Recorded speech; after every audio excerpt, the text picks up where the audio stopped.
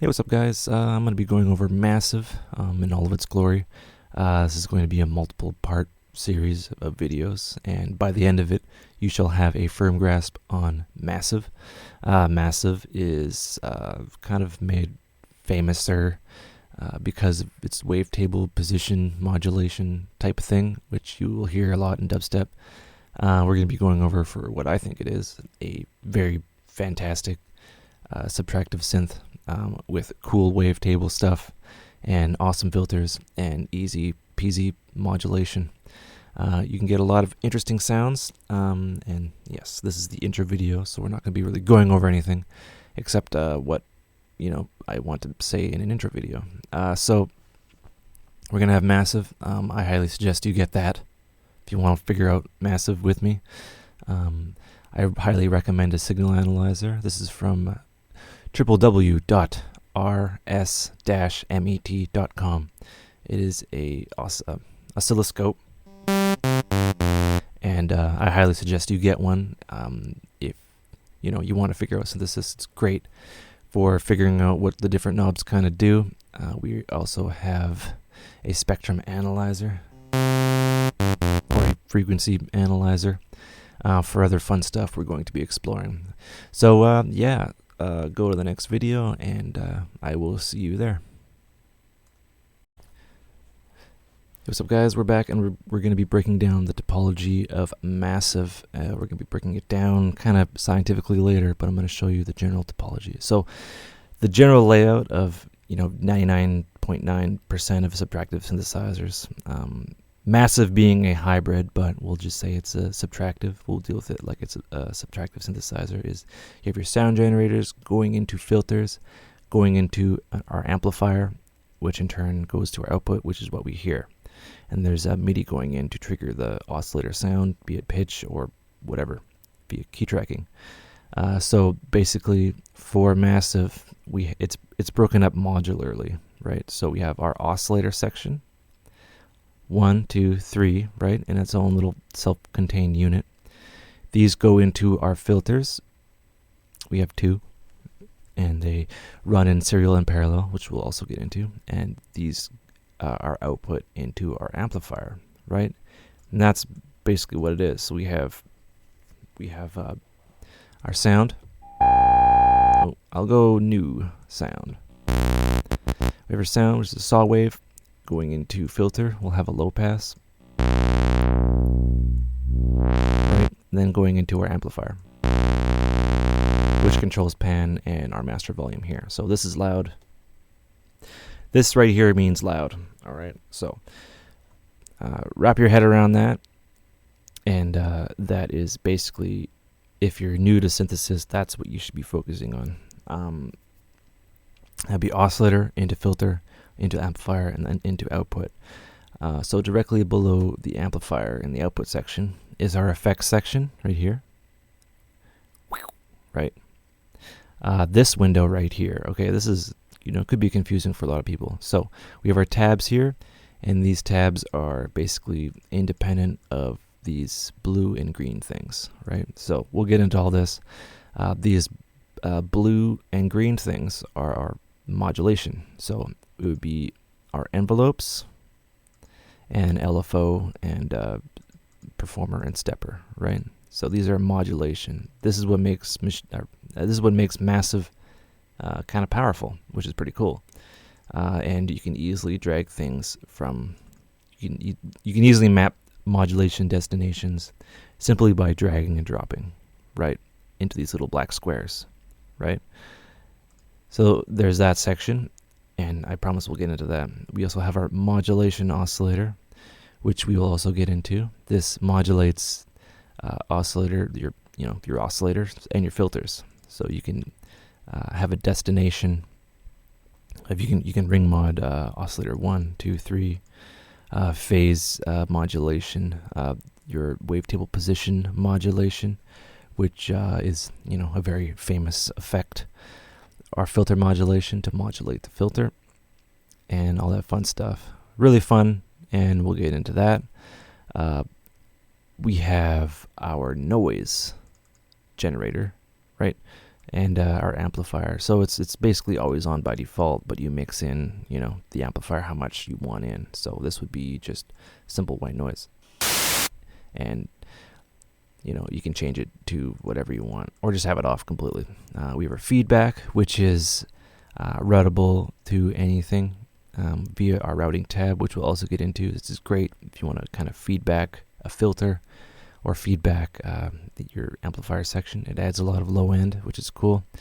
We have our inserts, which are also effects, but they can be kind of inserted. So there's basically 2 effect sections, but don't let that scare you. And then of course we have our macro control, which are our knobs, and we can map key tracking to a lot of parameters. So that's the general layout.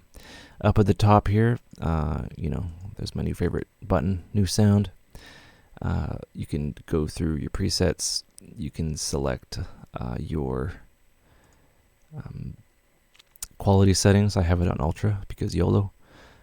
We have our voice setting. So if you want it to be a monophonic synth, like an analog monophonic synth, one voice means one voice at a time. So one note at a time, right? And then you can, bump it up to, the JP 8080, which is 11 voices, and, emulate sort of things. So if you're playing like a lot of chords or like a lot of like pads with a long release, then you want, quite a bit of voices. You can go up to 64 because 64 is a cool number. And that is the general topology. There's also, your browser for your presets, but we don't use presets. We make our own sounds. Yeah, one thing that bothers me, okay, this is the end of the video, you can go to the next one. One thing that bothers me is there's like 101 tutorials on how to make talking bass on YouTube, but like once you make that, you don't know what's going on. So this is the goal of the video, is to help you create your own sounds. And if you do use those sounds, those tutorials as a starting point, which is cool, you'll know how to like tweak it and refine it later. All right, so that would be my sections and basic signal flow, and everything talks to each other very well, but that is basically the section. All right, we'll be back. Take care. Hey, what's up guys? We're going to be talking about the oscillator section. So basically it's quite simple. So this oscillator section is 3 oscillators. So we're just going to be focusing on one. Again, breaking it down mathematically. How massive works is you have, each oscillator is basically 2 oscillators, right? And then you use like a position or like, or wavetable position to morph between them to get really interesting timbres. So the first one we get is a saw square, right? So with our wavetable position all the way to the right, we get a saw, right? But on the other end, there's a square. You understand? So we morph that. We can get like a saw morph with a square, and we can get some really interesting timbres. So what is timbre? Timbre is basically sound. So the difference between an electric guitar and an acoustic guitar, they sound different. They have different timbres, right? So that's one word to learn today, right? So how massive works is there's morphing between 2 dimensions, basically. That's what the wavetable position does for, our basic tab here. You right click, or you don't right click, you click on the top here, and you have a plethora of oscillators, classic oscillators, maybe a Woody kind of FM one, and they all look really unique in our signal analyzer, which we'll go through, right? So getting a little ahead of myself, this little button here is how you actually turn the oscillator on, right? It's blue, so oscillator 1 is on, 2 and 3 and our modulation 1 is off, right? Pretty cool. So again, wavetable changes that. We have our pitch here, which changes the pitch. Pitches go up in increments of 12. So 12, 24, 32, 40, 48, and whatever. Just it keeps on going up by 12. So If you wanted to have, say, a sub-osc with turning the other oscillator on, you'd want this to go down to 12. Right, and it makes something that sounded terrible. But yeah, that brings me to my next kind of point, intensity. Now, intensity, it depends on the oscillator you are choosing or wavetable. Intensity, it can do some interesting things. For the saw square, it acts as a filter with a bit of resonance. So this is, in fact, its own filter. Right? You can see the resonance from the partials.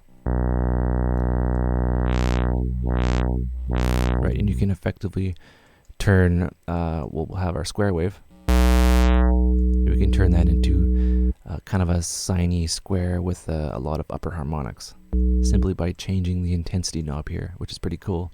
Our amplifier, that's basically mix. Amplifier is volume. So all the way off, no sound, right?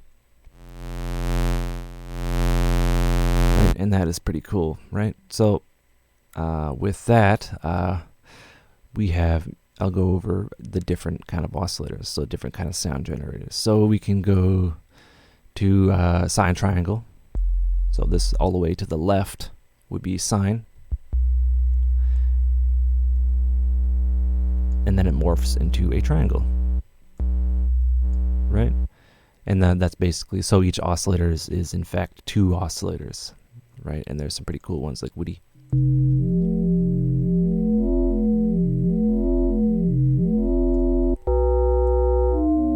Right, some really interesting sound design possibilities there with just morphing. So think of this as like morphing. So I guess, you know, I'll have to show you a very famous wavetable, right? And that is our talking bass. So basically what this is on the left there's like a specific waveform, and on the right, well, on the left, on the right, so each left and right, they have different waveforms, which in turn, you know, they have different timbres.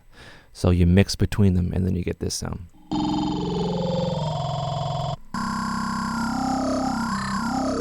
So this is that guy, right? They're separated and they're in the same key. They just have different timbres, but they're both kind of vowel-y. Right? And that's basically how you discover new things. So the dubstep guys do, or whoever uses it, they modulate the wavetable position, or the morphing between, you know, talking bass left and right. You know what I mean? And this would be a filter. This would take away, this would shave off the harmonics. So, you know, you'd use the intensity. So we'll go back to disto. Right, so this has, you know, it's quite aggressive, but we can kind of shave it.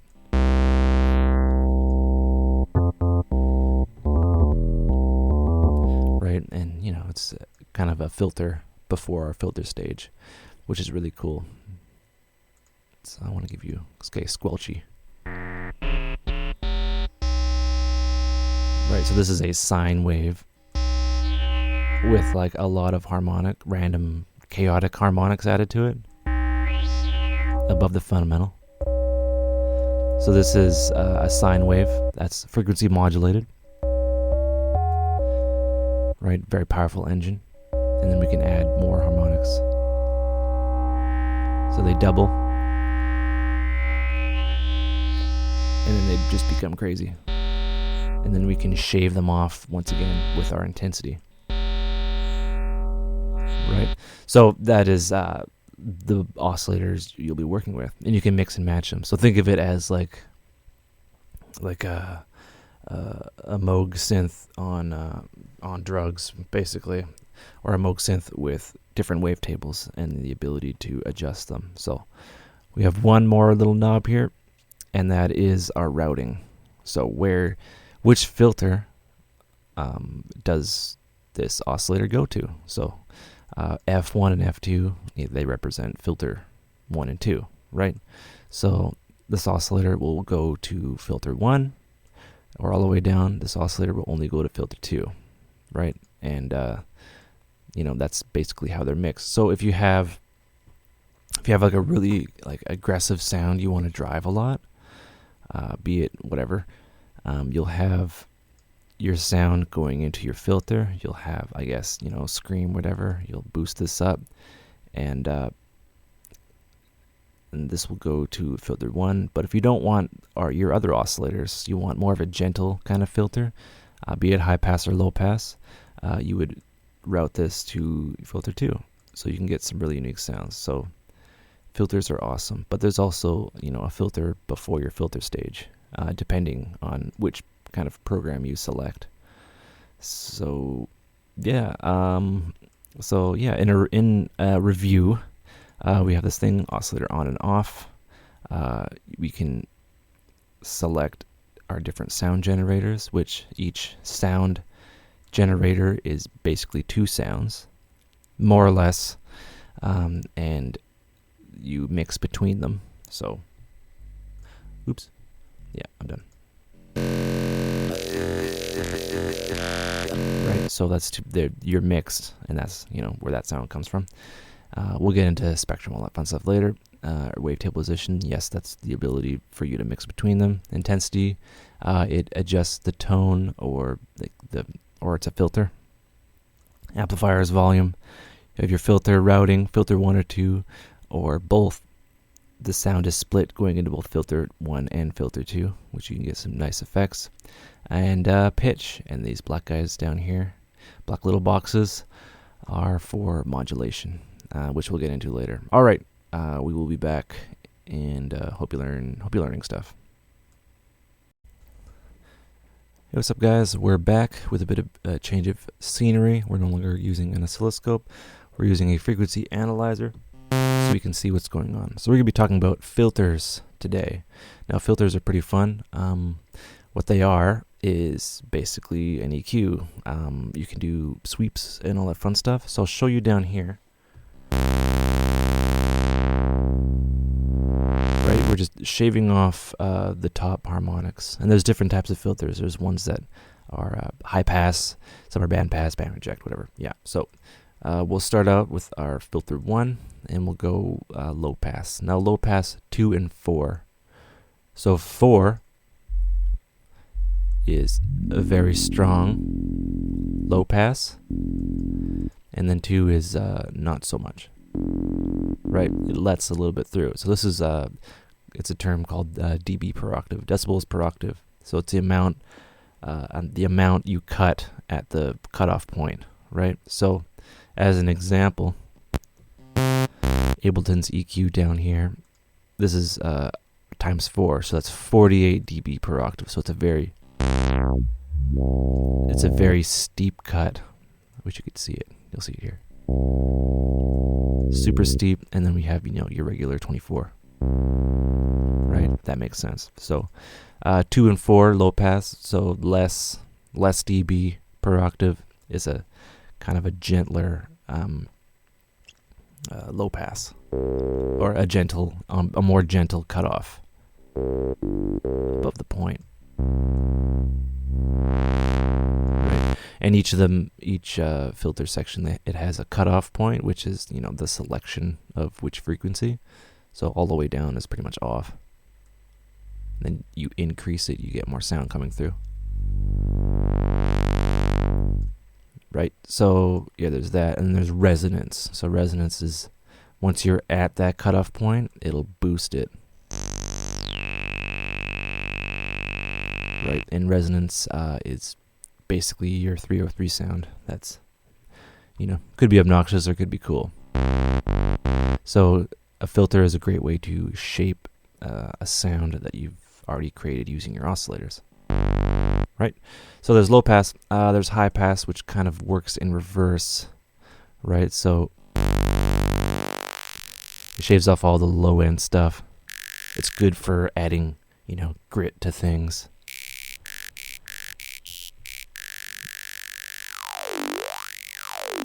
Right, and high pass filters have their use, and again there's 2 and 4, so that's 12 and 24 dB per octave. And all pass, this one's a little confusing. So what it does is it basically, all the frequencies are passed through, but the phase is inverted. So the phase is inverted and it just sounds kind of different. I can't explain it, but you have your resonance. So, you know, the cutoff really doesn't do much. But the resonance, you boost that. See, this knob's not available, so it doesn't do anything. The resonance is there.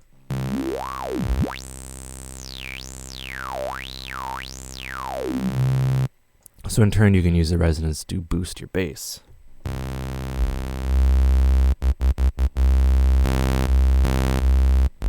Right? And you can get a unique sound that way, which is quite fun. All pass.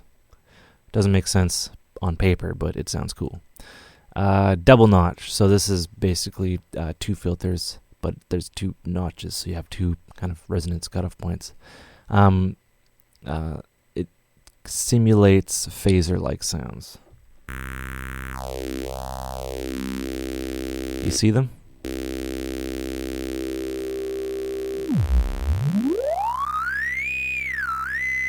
Our two friends are there, right? So double notch, which is, you know, pretty fun.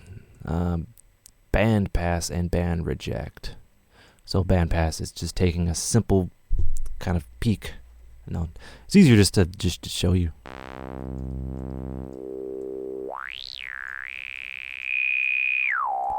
And the bandwidth, so the bandwidth is the amount.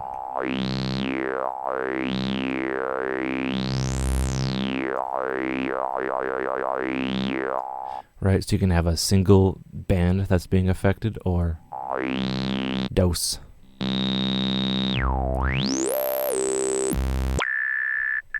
Right, and band reject, so that's kind of the opposite. You have a thing down there, I believe.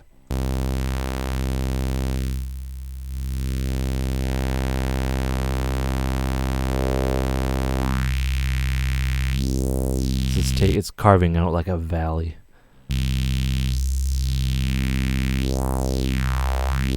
Right, and it's all ways to like shape your sound. So now we're getting into cool emulation. So Scream, this is a low pass filter, but the Scream is kind of a it has feedback. So when you feedback, obviously nothing happens, but you have the resonance. It feeds back the resonance.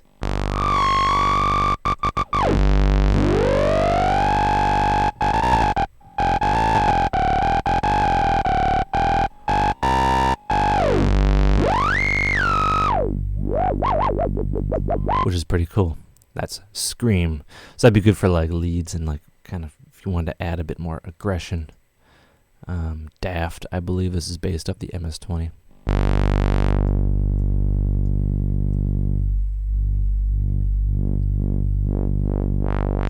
It's a very deep kind of, there's a different flavor of a filter, and it's based off the MS-20, which Daft Punk used on that one song they did.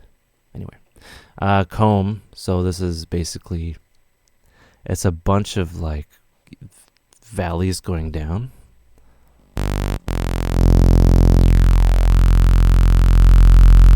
With feedback. Right? So you're getting like some neat kind of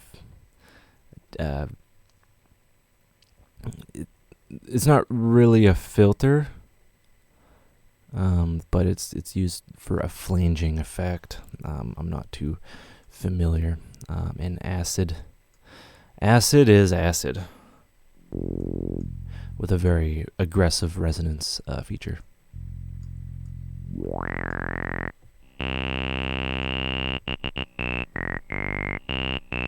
Well, resonant. Well, it's aggressive for its day. Adds a lot of upper harmonic content. Yeah, and that's basically our filter section. So you can mix and match them all you want. And I hope I did an adequate explanation of them. Not all EQs are alike. So say you have, a very aggressive sound, and you don't want that much high end. You'd use a low pass filter, a 24 dB per octave, so it's a little bit more aggressive, and then you'd have that, and then you just shave things down, which would work really well. right? And you can get some wobbles. That's your traditional one. If you have some you just want to distort,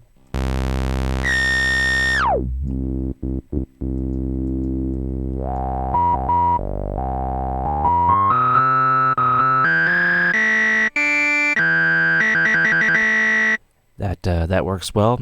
And all these, they're all automatically key tracked, which is cool. And yeah, just experiment with different filters, and we'll be back with the filter section as a whole. And yeah, all right, be back in a bit. Hey, what's up, guys? This will be, I hope, the only diagram we're going to look at, and this is, the easiest way to kind of explain it. And this is, we're still on filters, but we're going to be going over filter routing and, its importance. So we have parallel and serial filters. So parallel would be, oscillator with our filter mix. And we can choose one of three options, and the variety in between. We can choose our oscillator going on either filter 1 or filter 2 or both, and then both of them are kind of routed into our amplifier and then out. Okay, groovy, got that. Serial is when our oscillator goes into our filter mix, and you'd have that set to filter 1 or filter 2 if you just wanted to altogether bypass it. It gets kind of confusing, and then it goes into, if it's in serial mode, it goes into filter 1 and then filter 2 and then to the amplifier and then to the output. Alright, so parallel, signal is split, they're filtered independently, and then they're pooped out to the world. And serial is each filter goes into each other. That's like a, filter 1 going into filter 2, and then to the amplifier, and then to your ears. Alright, end of diagram. So how am I going to demonstrate this? Well, I'm going to select a new sound. So we're going to be doing parallel. So parallel. The best way to explain this right now is to, so we have our sound, and you have to really pay attention to these three faders here, because it really depends. If you change one, you kind of have to change the other, and we'll do that right now. So we have our oscillator going into both filters, right?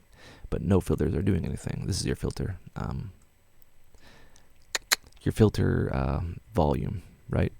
So I want this to go into both filters, and we are in parallel mode because this is all the way down. You can mix between serial and parallel, which is pretty cool, but we're in parallel mode. So yes, this makes complete sense. So we can go acid. No, we'll go comb.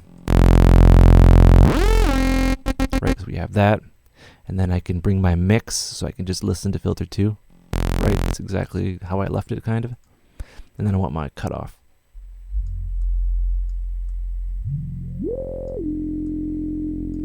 Right, so then I want to mix these in together. Right, so again, oscillator 1 is 50-50 mixed. The signal is split. If I want to go to filter 1 just by itself, I can do that. If I want to go to filter 2 by itself, I can do that. But I want it in the middle. So it's split going into filter 1 and filter 2 in parallel mode. And then they are summed here. And then I can mix. If I want them 50-50 mixed. Right. 2 filters going on at once. And that works out pretty awesome. Right? So what if I want to do something a little bit different? What if I want them in serial? So filter 1 going into filter 2. So what I wouldn't want it to be split, right? Because then I'd bypass, and then if I had it split, it'd be, parallel again, right? So I want it to go into filter 1, because I know filter 1 always goes into filter 2. I'll turn that up. So for filter 1, I want our comb filter with feedback, just because it's so readily apparent. Right, so I have that, but then I created a little bit too much, upper harmonic content. So I'll have a gentle low pass. Why not? Oh my God, what's going on? Nothing's happening. Well, I have to have a mix. So if I have it 50-50, they're still acting like they're in parallel. That's because, well, yeah, oscillator 1 is going into filter 1, and that filter is going into filter 2, but they're mixed, so each filter is fed output into the amplifier. I need to change that. So I'll go to mix 2. Right, so now our mix, it gets really kind of confusing if you don't know what you're doing, but oscillator or filter 1 is going into filter 2, and the only output that the amplifier is receiving is filter 2, which makes a lot of sense, and there's ways to do that. So we can have just filter 1 if we're just going to mix this in. So this mixing section, if you don't know what you're doing, and it's kind of hard to wrap your head around. I should do another diagram, but whatever, you get it. Right, so that is serial. And I can completely bypass filter 1 by bringing this down. And then nothing happens because we're in parallel or serial. But then I can move this, and nothing still happens. Oh yeah, because nothing's going into filter 1. All right. Anyway, so you guys are rather confusing. So why is this here? Well, you can mix in the filters. Right. So right now we have like a pretty cool kind of timbre-like thing. And we can boost the feedback. And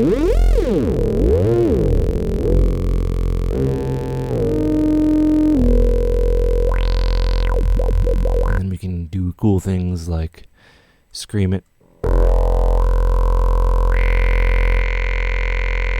So you can mix the original signal into, it's kind of like parallel compression. You have to think of it like that. You can kind of mix it in.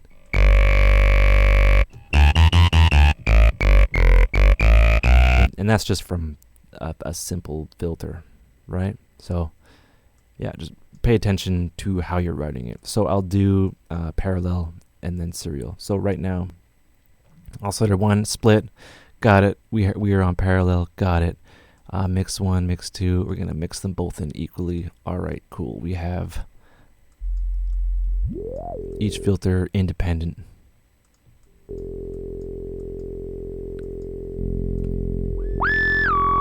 We have each filter independent, and then we can switch between them. And then we can mix them.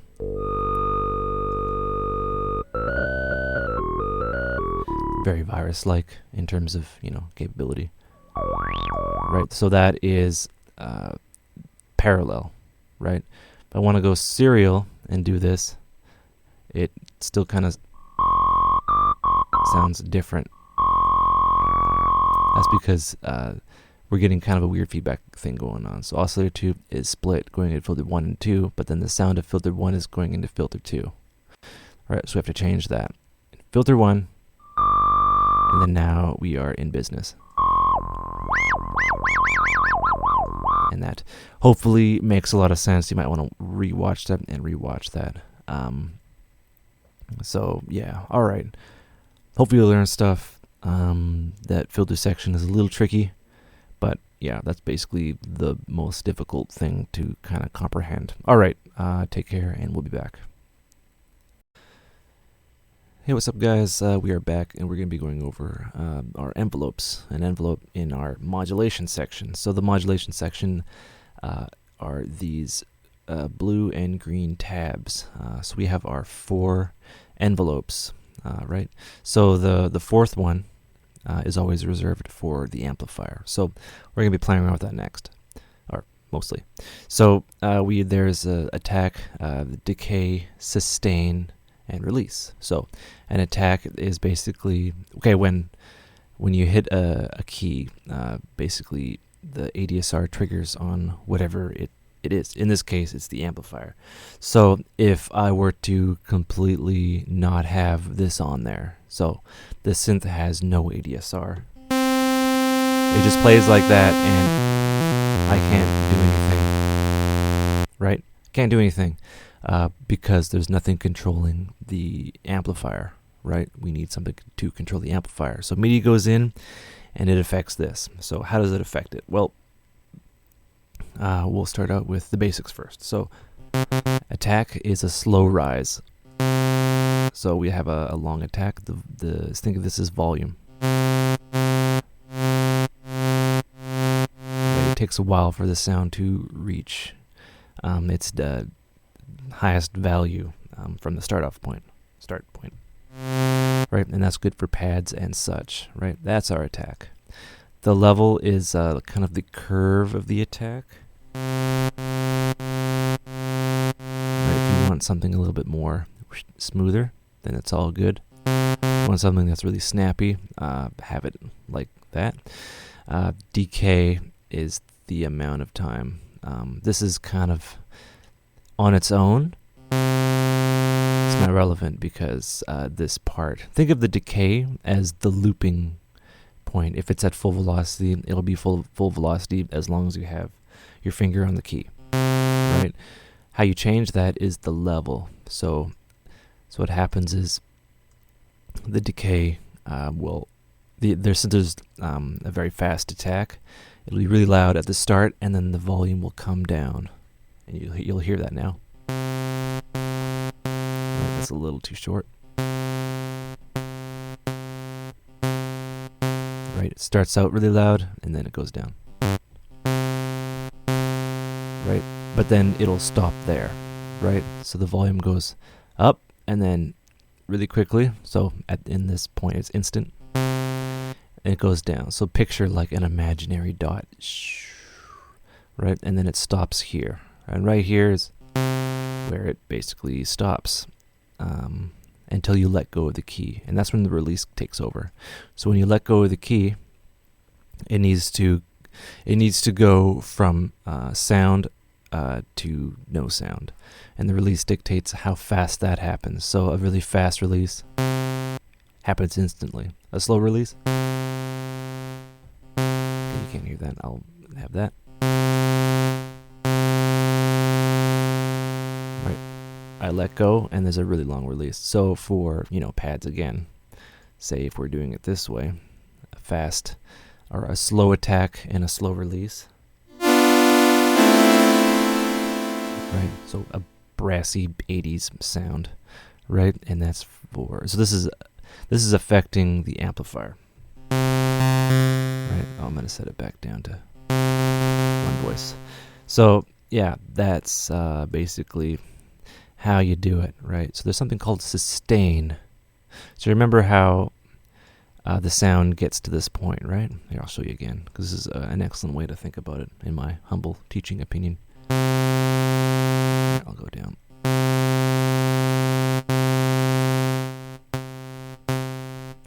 Right. So it starts off loud, and then it gradually goes down here, and it stays here. So right here is where the sustain takes over, in my opinion, right? So there's a sustain mode. It's a little different.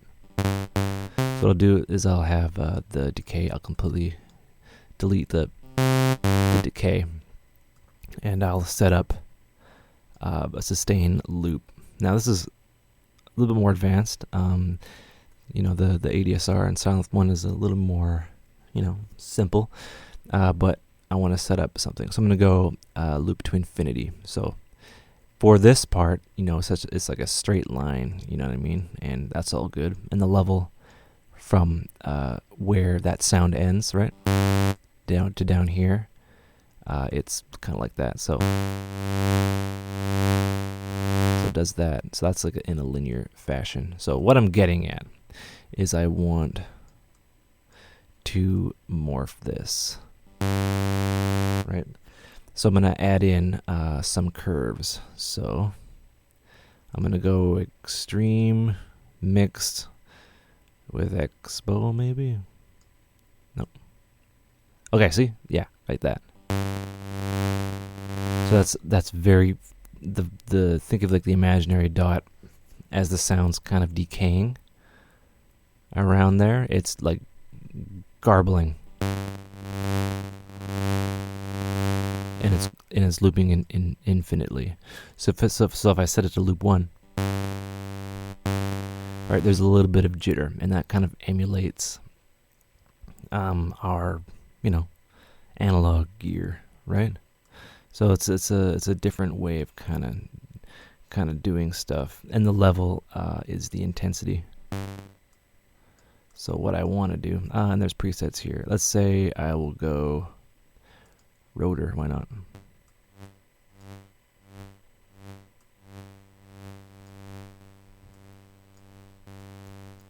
Why are you so quiet? Oh, I didn't have accent on, sorry. So I want to kind of morph triangle with switch, I guess.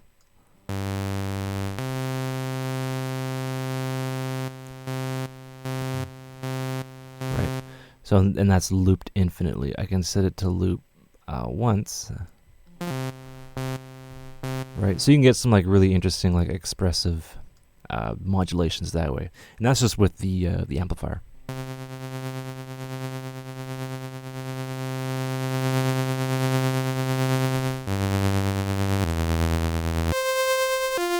Right. So it's a vibrato type thing, and that's all in the envelope. So that's pretty powerful. So I'm going to give you a better example. So again, 4 is always reserved for the amplifier. And you can't really change that. Well, you can change that, but the sound will just go on forever, and it sounds pretty crap. So we're going to drag and drop our envelope here, right? And that is to the filter, which will soon be the filter cutoff, right? So we want to modulate the cutoff. Right, not doing anything, but we need to. So how we're going to do this is you move the mouse. You click on the one and you move the mouse up. So this blue thing, all right, this envelope is affecting this. So envelope 1 is modulating the cutoff. You can see it, and it's colorful and pretty. Right, so we see the decay, the ADSR, just like the volume or the amplifier. It's affecting it in the same way. Right, so you think of it as the maximum velocity, or the maximum value of the envelope here is where this blue guy starts, right? And the lowest, well, right here, is where the actual cutoff point is. So you can clearly see what it does. Right? And it's really cool and simple.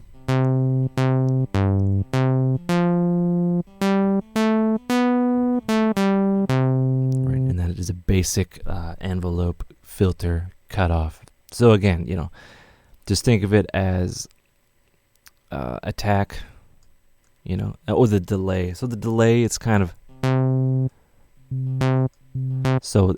a lag between the gate triggering, or the MIDI, you hitting the key, and the actual ADSR coming into effect. So all this time has to pass. I'll press the button, and then this will finally trigger. So that has like certain uses if you want to really kind of have a delay, and you can get some interesting sounds that way.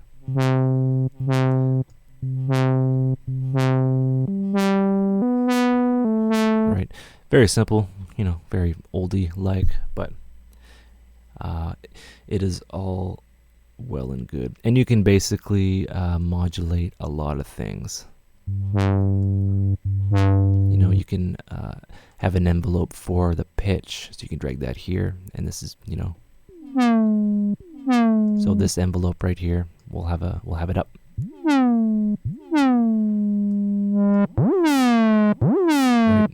And as simple as dragging and dropping, and this is like one shot kind of samples. An LFO is basically another oscillator, and that is the next video. We're going to be going over LFOs and these 3 tabs, or 4 tabs if I can count. All right, we'll be back. Are we having fun yet? I hope we are. In this video, we're going to be going over these 4 guys here, and you know, all of their super fun ways. So an LFO is basically a very slow oscillator, and what it does is it causes changes over time. So the easiest thing I can do is just kind of show you what it does. Right, so we have our filter here, and just like before, we want to modulate it. My nose always gets itchy. So we want to modulate it, so we just drag and drop there. So this is a little bit different from the ADSR. So it's a little bit different. You'll see that it's split. So, you know, like before, like the blue guys, I'll just show you. Oops, I'll just show you here. using the envelopes, this is the start, this is the maximum velocity, and this is where it ends, right? For LFOs, it's a little bit different. This is the center point, and the LFO vibrates between this and that. So, you know, that might sound a little familiar to you. You can right click and just get rid of your modulation. This will be a wobble.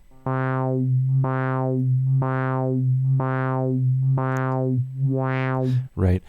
So what did I do there? I should really explain that. So there's different kinds of LFOs, LFO shapes, and in Massive you can match between them. So this is a sine wave, so it's, you know, it's a sine wave.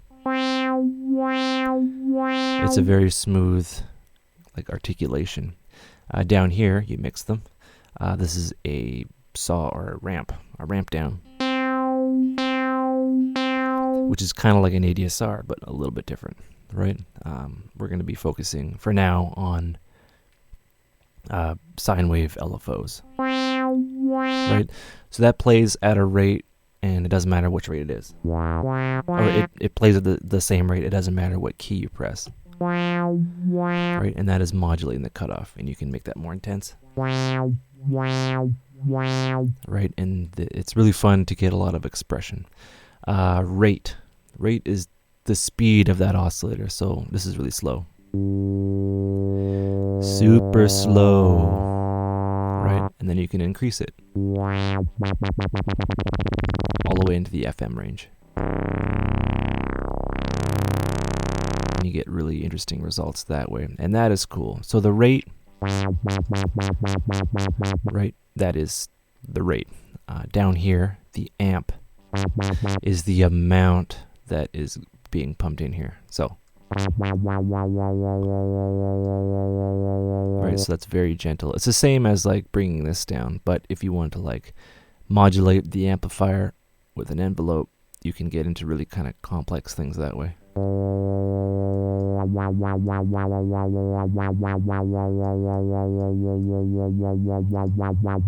Right, and that's all well and cool. One thing I want to show you is the sync. So this will sync the speed of the LFO to your tempo.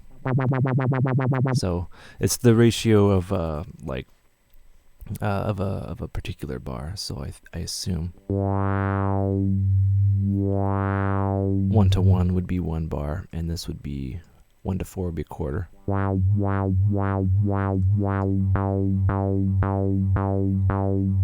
Right, so that would always sync.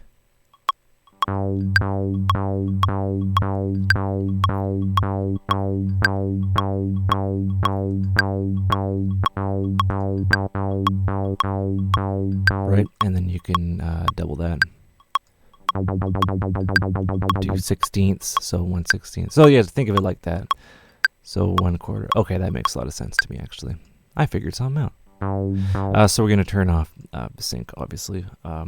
Restart. It restarts the cycle at this point, or this point, every time you hit the new key. So it's kind of like an envelope or an ADSR.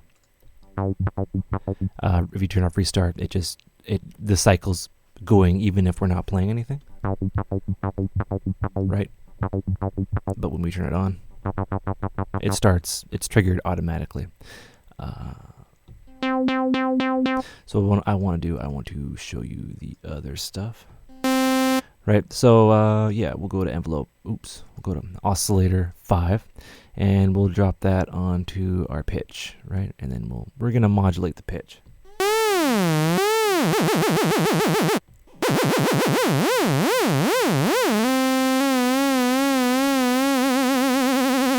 Right, so yeah, minus the unison and the effects, that's basically a lead, right?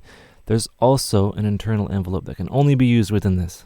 It can only be used within this. So we can map that to our amplifier, our rate. So this modulates the intensity. So what I'll do is I'll increase the attack. Oh, I did it in reverse. So right. So it starts here. And the envelope, simple attack and decay. That's all you need, really. It's starting out, and there's no modulation of the pitch. And then it becomes more intense, right? And we can do that kind of in reverse.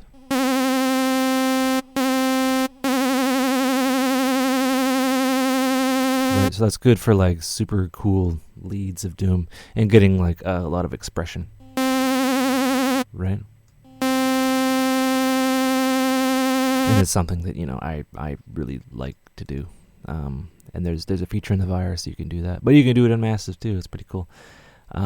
Curve select. So there's a lot of curves, and they can all be,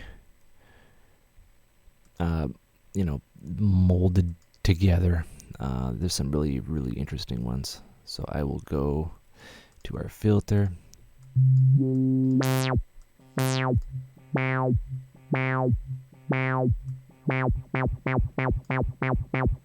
Right, and that's all well and fun. Then you can morph between them. So if I wanted to kind of, you know, spice up a sine wave, right, and I can adjust the start and stop time. I want to give you a better example. Okay, we have a square here.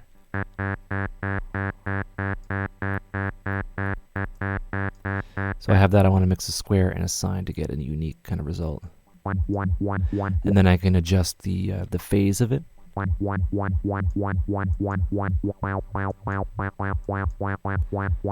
we're getting a really unique LFO.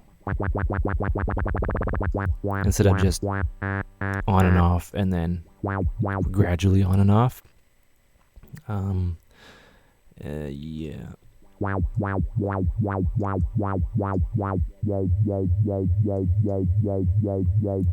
Yeah. So yeah, that's basically our LFO. So we're gonna go into our performer. Now this is a little bit different. This is a step sequencer that is for the wobbles. It's not something that I'm too fond of, but it's pretty cool. So it's kind of a sequencer here. We will sync it. So it just goes like that, and I believe we can skip steps or make the sequence shorter. Oh, I guess not. Anyway. Right, so what you can do is you can get some really interesting things by changing these guys. So you click on load curve and you can adjust different things and do cool stuff.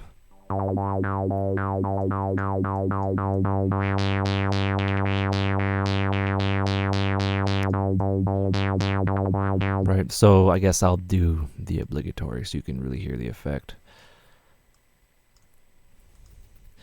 Don't judge me. Oops.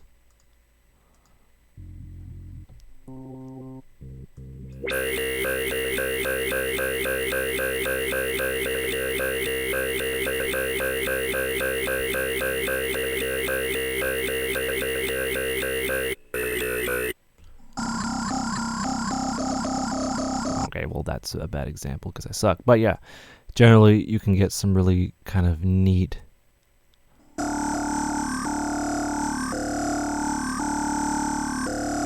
right, I don't know, I can't do it. But you can get some neat modulations this way in a step sequencer LFO type environment. And that's good for some people. And it's, you know, pretty cool to go about. And of course there's the amp. So you can make it. So you can modulate this with something else and you can get something really interesting simply by kind of dragging this guy here.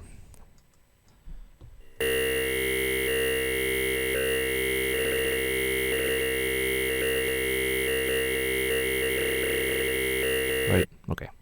Enough of that. So the last one is my favorite, and this is the stepper.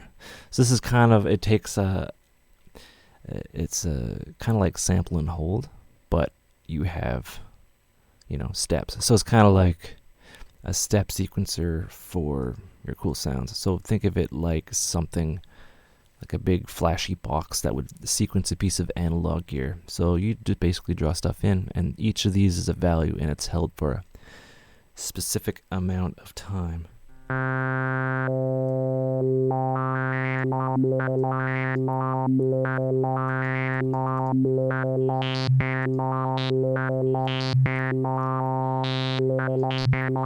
Right, and it can be synced.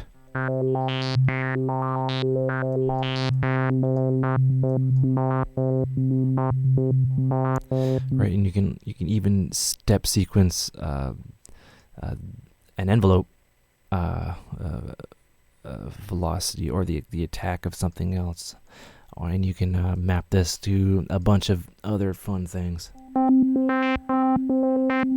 So you just map the same thing to a bunch of things.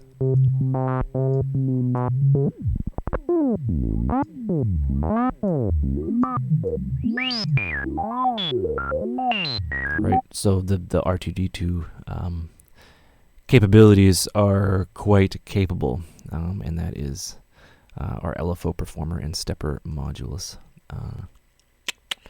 Hope I explained everything, and we'll be back with some more cool stuff. All right, take care. Hey, what's up, guys? Let's go over these tabs to clear up a bit of confusion. So we have our init sound here. Let me just turn it up.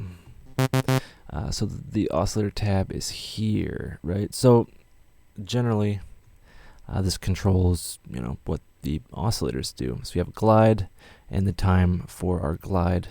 Glide is when you press one button to another, it gradually goes up. That's pretty self-explanatory. Pitch bend, it adjusts the amount of pitch bend. I like to do mine in increments of 12. So if you want more of an extreme pitch bend, that works. So oscillator phases, what does this mean? So basically when you have two oscillators going on, you can adjust the start and stop time of them by clicking this guy. So we have oscillator 1, 2, and 3. So right now they're stacked on top of each other. They're both saws, right? If you don't believe me, just believe me. And what I'm going to do is I'm going to adjust the phase. Right, so you can see now they're going out of phase. When they were stacked up, we're basically syncing the oscillators. This can't be modulated, but it's all well and good. Right, so that's pretty neat in case, if you have, say, you have them slightly detuned, you can always just restart them. And that it does that cool sound of doom. So you can get some really neat effects by how they're kind of lined up. I'll bring it down an octave.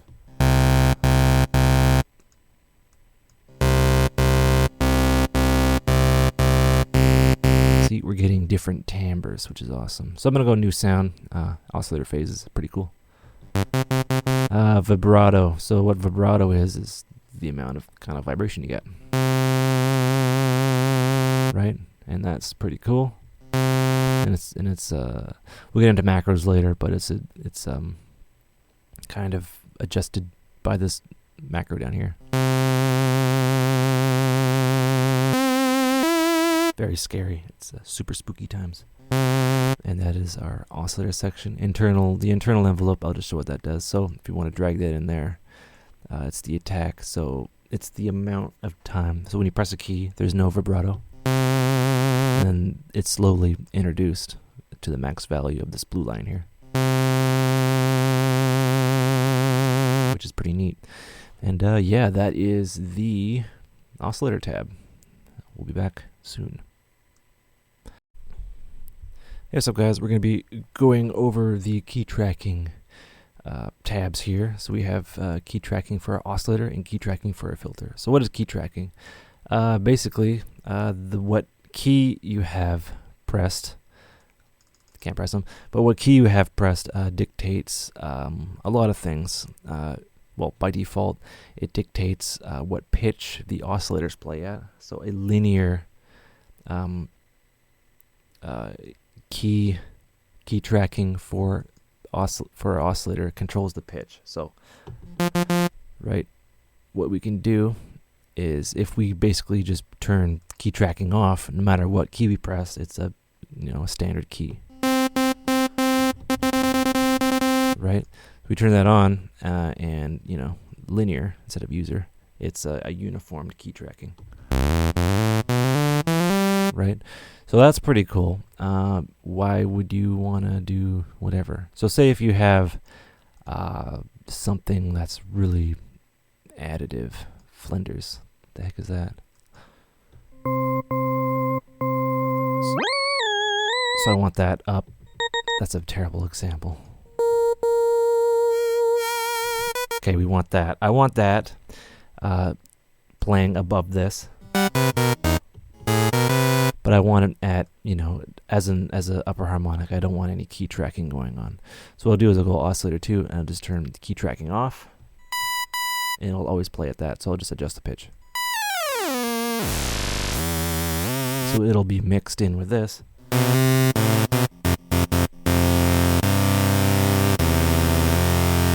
Right? That makes any sense. So this is just static as, an oscillator to build upper harmonics or harmonics in general. And I can route that into filter 2 just by itself to refine it even more. But then our oscillator 1 is still key tracked pitch wise like it's supposed to be. So we mix them together. I might want to do that.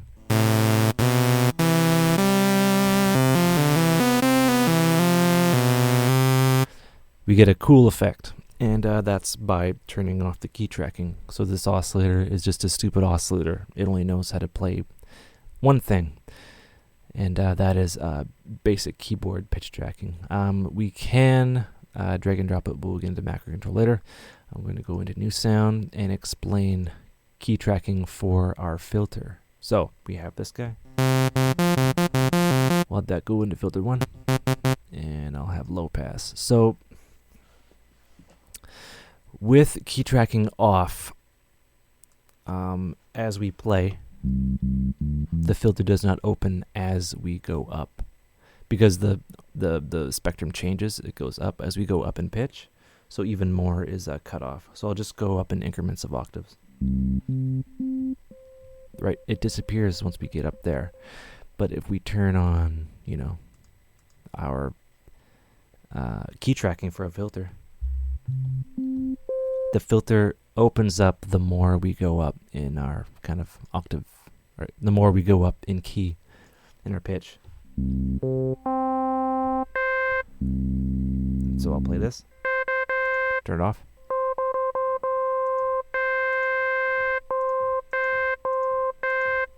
Right, and so we can adjust that curve. So say if I want all this just to be down and dirty, but then if I wanted to have that, really high up, or something, who knows?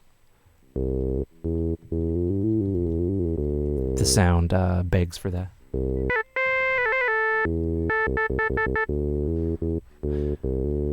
So if I had this like this, and then we got that stuff going on for us, and I just wanted to split this. Right? This is really low.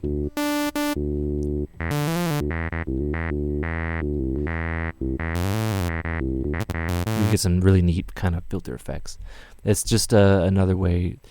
It's kind of like modulating the cutoff of the filter by what key you're pressing and how high it is up.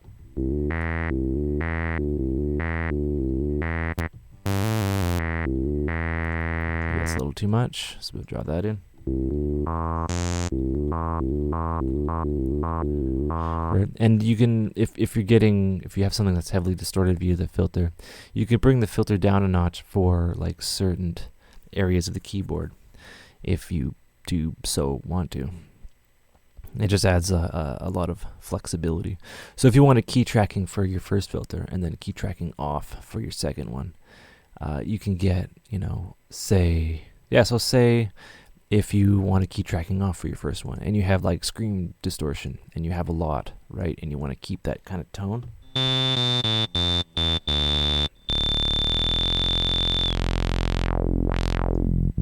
You don't want the filter to open.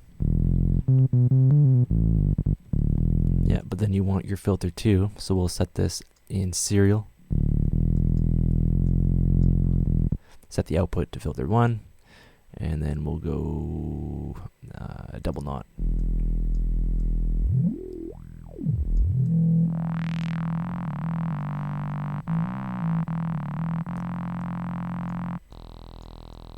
Maybe we get some really weird kind of scaling.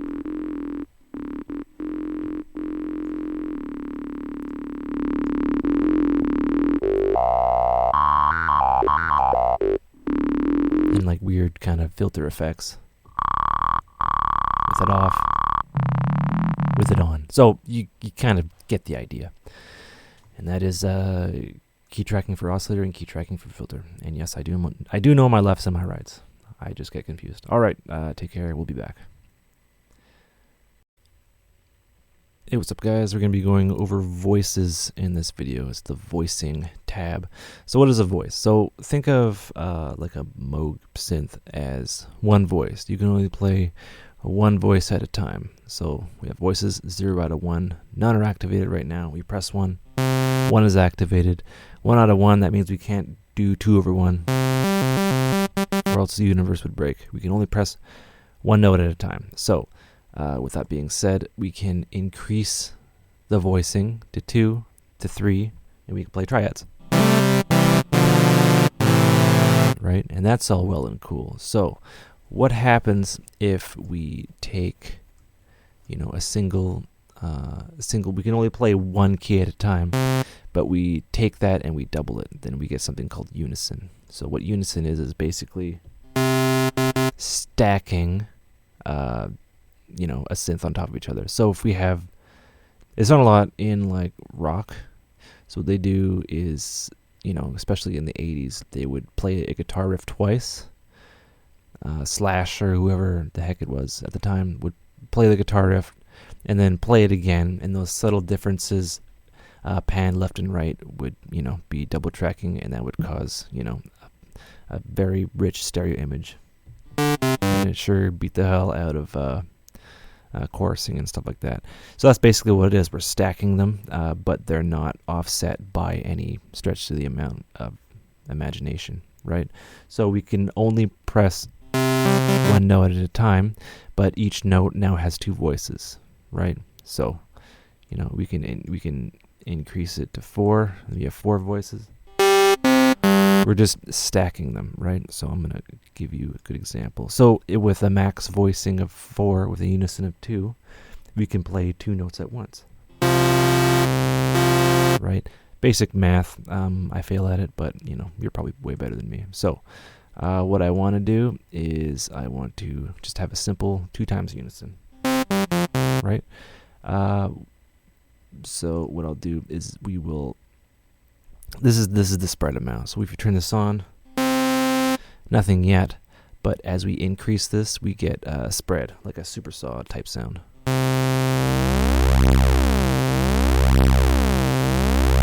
Right? Each is playing at a different pitch, so you're getting wideness, right? We only press one key at a time.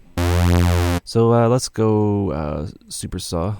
So that would be 7 stacked voices.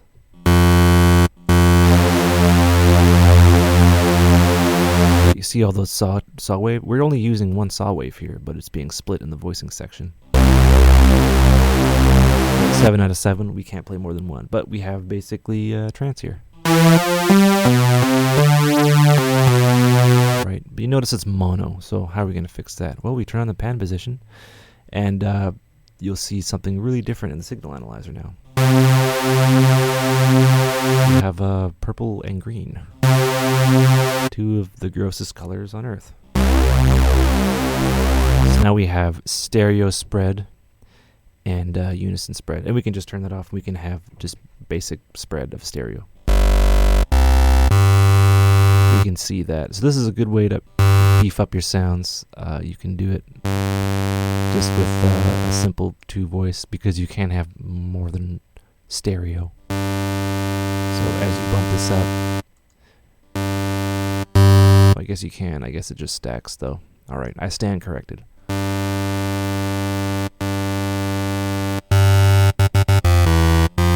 Right, so we have a really rich kind of sound here. Right in the center here is mono. So in the middle here is basically ground zero. But as we move it over, we get our spread. But when we have our pitch mixed in, we get trance. Right, so if we're using 7 voices, right, and we have a maximum of 7, we can press 1 key at a time. So what you do is, because we're using modern computers, we can just bump that up to holy hell, and then we can play chords.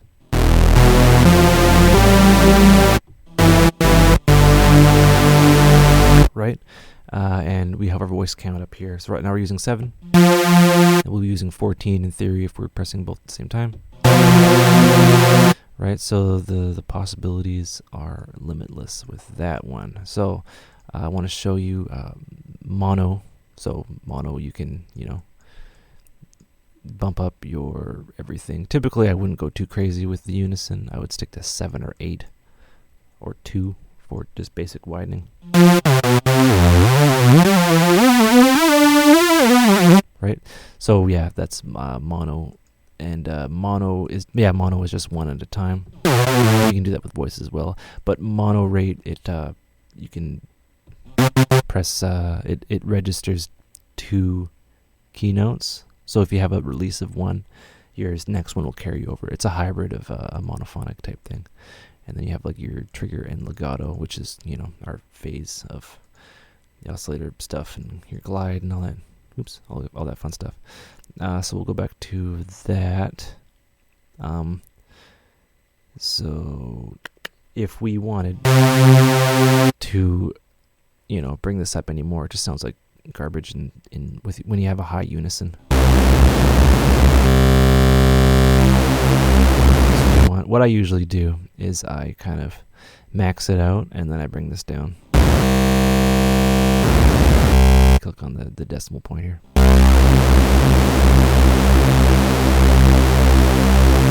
So then you have like more control over it, and then the max value is decreased, and you can just fine tune it to where you want it.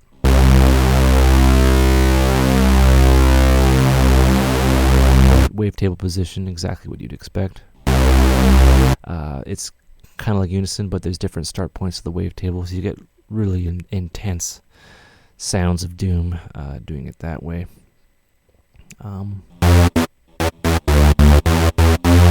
Centered and chord, I'm not sure what they do, and I apologize.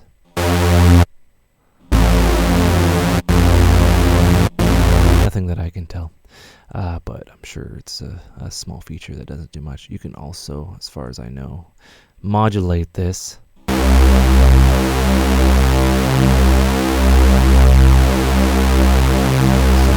Get some really crazy sounds, but yeah, typically I wouldn't go above 7. You can.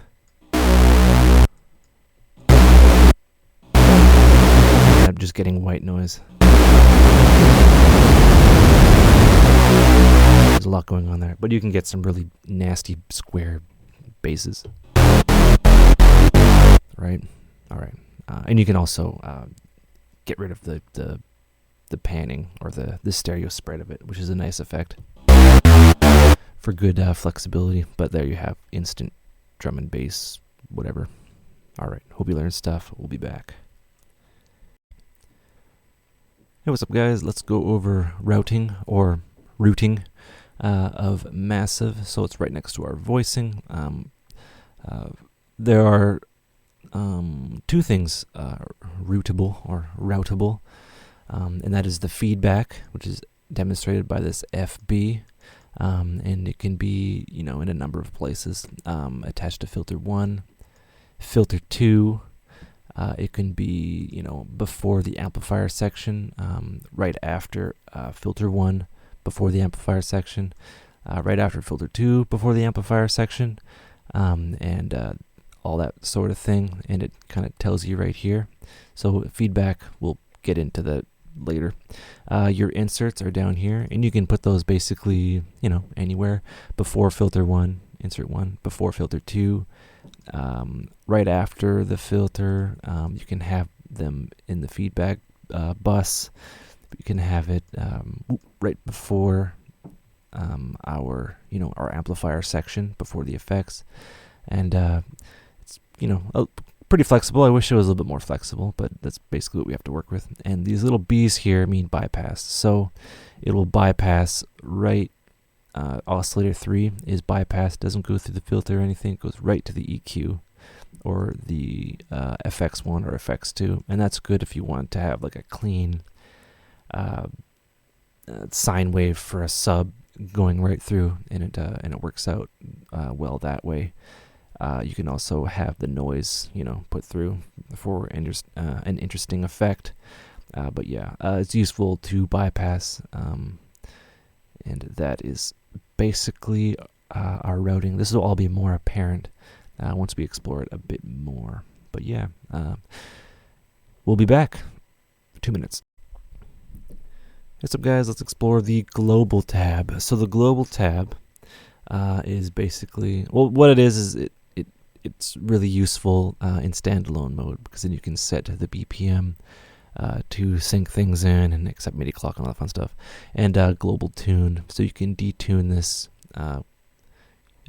the whole plugin. So if you have multiple massives open and you just want to detune one from another, you can do that right here, and you can do that fun stuff. And you can always double click to go back to the default value.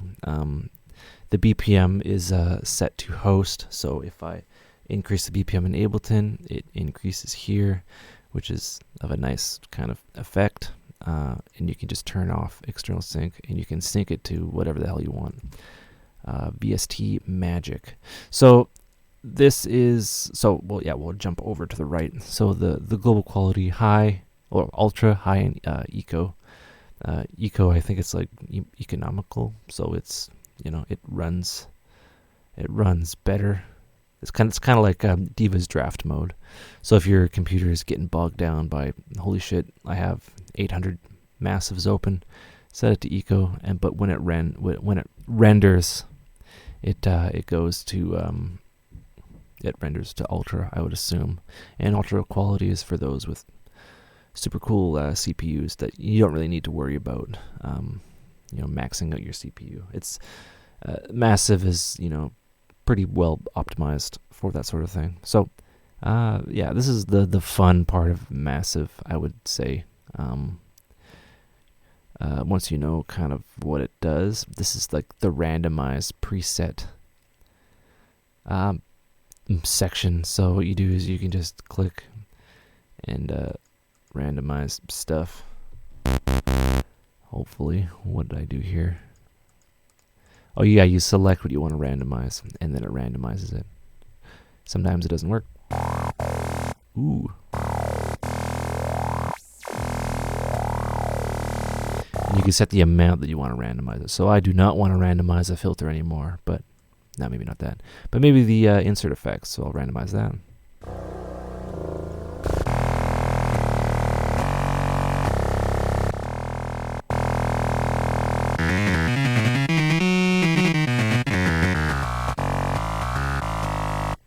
So I got pretty lucky, but generally, this is the randomized section. So randomizing presets is pretty good, but it's the amount you want to kind of randomize, and you can, copy cool stuff. And I guess you could keep osc pitch if you want, but yeah, I pretty much got lucky and got something kind of cool right off the bat. So.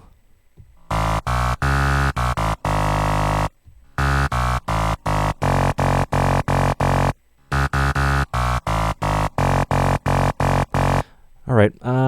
Generally, it's mainly for quality settings, but you can select your quality setting up here, so you won't really use the global tab once you know what you're doing. But yeah, hope you learned stuff, and we'll be back.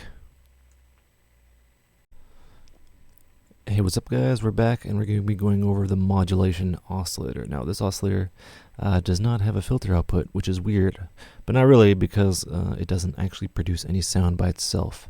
What it is, it's routed to any one of these oscillators, and it's called modulation. So what does that mean? Well, there's 4 kinds of modulation. Well, 3 that go to our oscillator section, and 1 that goes to our filter, which we'll get into. So ring modulation. So what ring modulation is it's really old. It was developed in the 1950s, and it basically takes, you know, the modulator and the carrier, takes 2 inputs and then combines them and then makes interpolated sidebands. So what does that mean? It basically means it doubles it. So what this is right here, oh damn it, get back down there. This modulation oscillator, we'll turn it on, is our FM mode. So what does that mean? Well, FM, it's a sine wave. So this produces a sine wave and can affect anything here and here. And what it is the ratio of, say, the ratio of the pitch tracking and all that fun stuff. It's always harmonic. You don't get uneven harmonics if you're within the right pitch. So 0, 12, 24, or negative 12 and negative 24 within the octave range. It's always you know, harmonic. The modulation's always harmonic. So yeah, there's actually guys who explain it way better than me, but we're gonna be going through it right now. So the best way to understand the modulation aspect is to load up a sine wave. Let me get rid of my phone. Right, so we have a sine wave here. It's simple. So what we're going to do is we're going to add a ring modulator. So think of a ring modulator as doubling the harmonics. So, right, so now, here, I'll just open that up. Right, so we have our sine wave, and I'm going to increase the ring modulation, the RM. Doubled, right?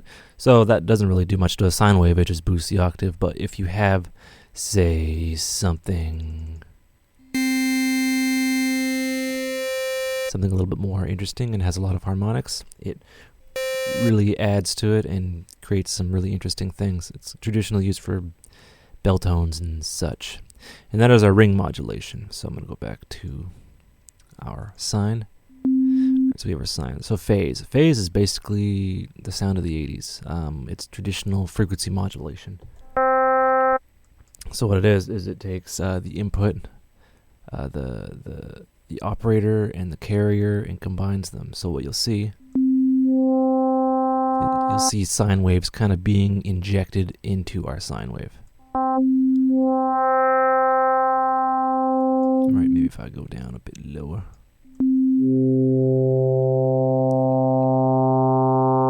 Right, we're seeing sine waves like injected into the sine wave. So what does that mean? Well, we can boost this up and we can create some really interesting harmonics.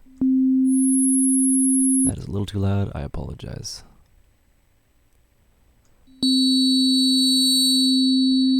Okay, so we have our sine wave and we have our modulation, and what that is doing when we have, you know, really high pitched, then the root kind of note, is we have little tiny sine waves inside of a sine wave. Right? Little tiny sine waves. Super fun. Right? So yeah, that's frequency modulation, and that creates really interesting kind of bell tone harmonics. If our pitch, okay, I'll go back to 48. If our pitch is not harmonic, if it's inharmonic, I forget the term, then we get something kind of crazy going on. So I'll go to like 47. Right? It's not in balance. So if I go like that,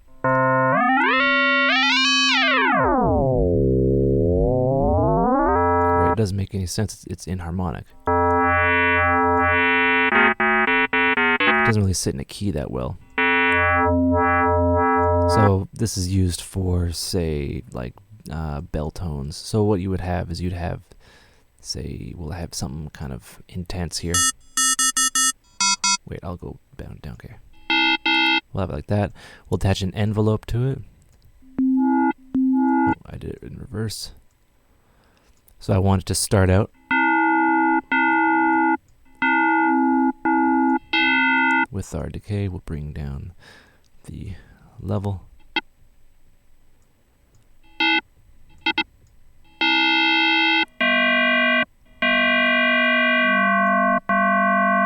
Right. So what it's doing is the decay. I'll make the attack snappier. So you're getting like a wood blocky sound, right? Because this is opening and then closing, and you got like basically FM sounds, right? Okay, so we're gonna go to positional modulation. This is basically an LFO of the position of our wavetable here, right? Right. Okay, I gotta find a better one.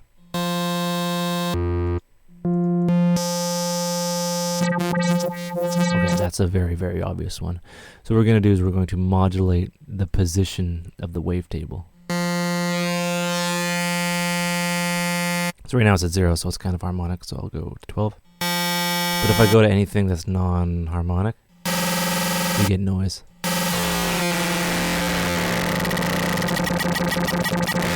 Because we're basically, the LFO is modulating the wavetable position.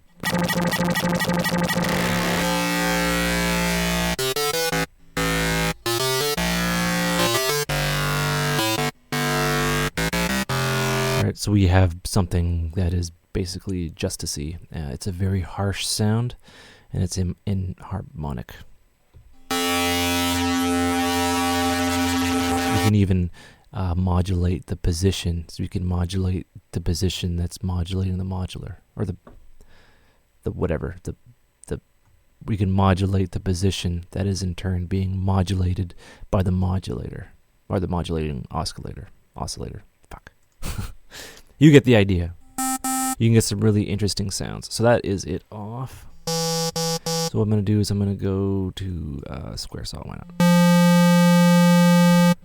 Right, so I want to go to a filter. I will go daft.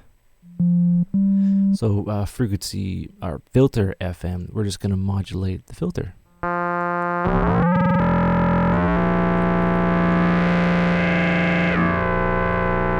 we're modulating the filter opening and closing. I have this on my Nord, and it sometimes sounds terrifying. But if it's inharmonic, which means it's not 12 or 24, it doesn't really sound that great. But if it is 12,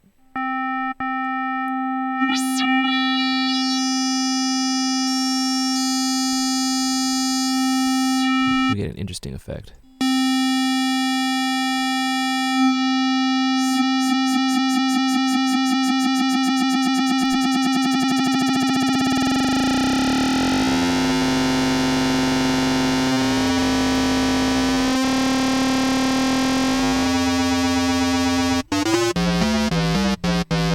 Massive.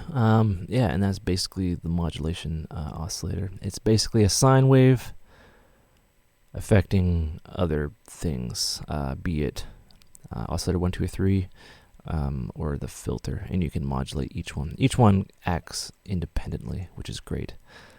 Just remember, keep it harmonic and sounding nice. Keep it within the same pitch. It's the magic of FM. The ratios, they have it locked down. But if you go out, could sound interesting, but could sound disastrous. Just remember, 12, 24.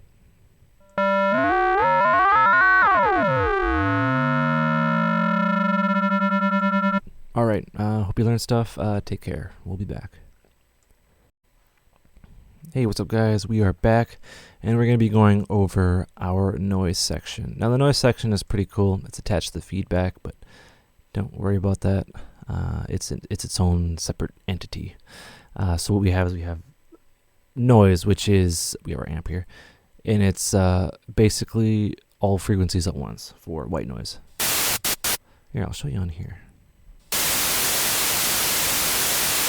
Right, it's uniform white noise, right? And we have our color, kind of acts as a low pass filter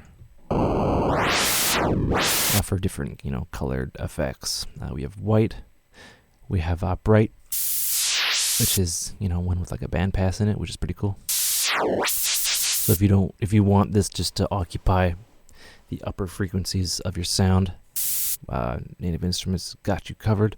Brown noise is lower. It's more off-centered. It's very low noise oriented. Tape hiss. Right, it's tape hiss. So sounds like it comes from tape, which is good. Metallic.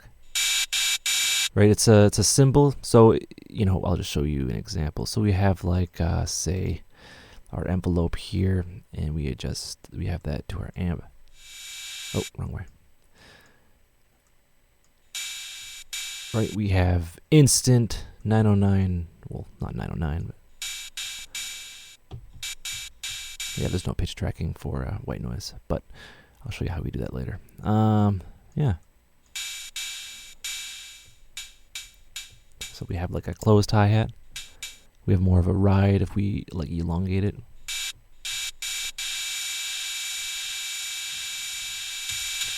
Right, and that's basically how that comes into play. Right, just a noise for excellent sound design. Amp noise from an amplifier.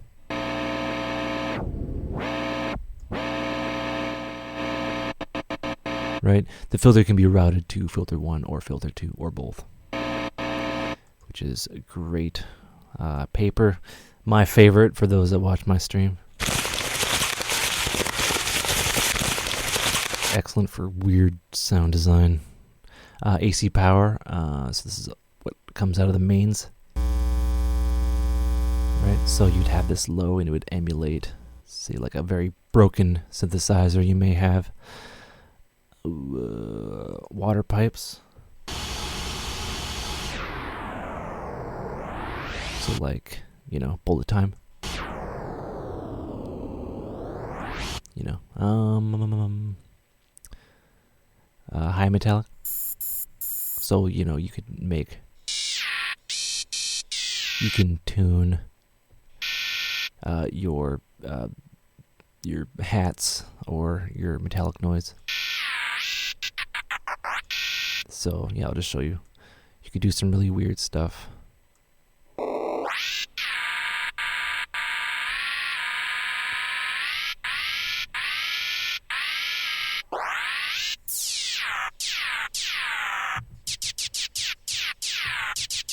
Right, and that's all cool and fun. Was I at high metallic? Yeah, murmur is like crowd.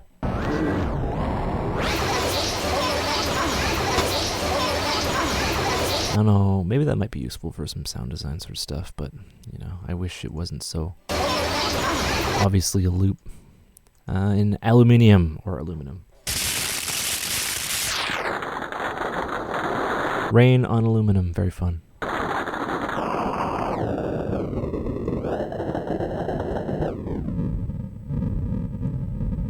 Boom. So yeah, that is the noise section. You know, you use white noise over top of, say, a bass line to make it, you know, more gritty and all that fun stuff. But yeah, it's really cool. They included a lot of different kinds of noise. But yeah, we'll be back, and take care. Hey, what's up, guys? We're going to be taking a bit of a step back, and we're going to be going back to an overlooked oscillator section. And I didn't want to get into this yet, but so basically we've been working with spectrum mode.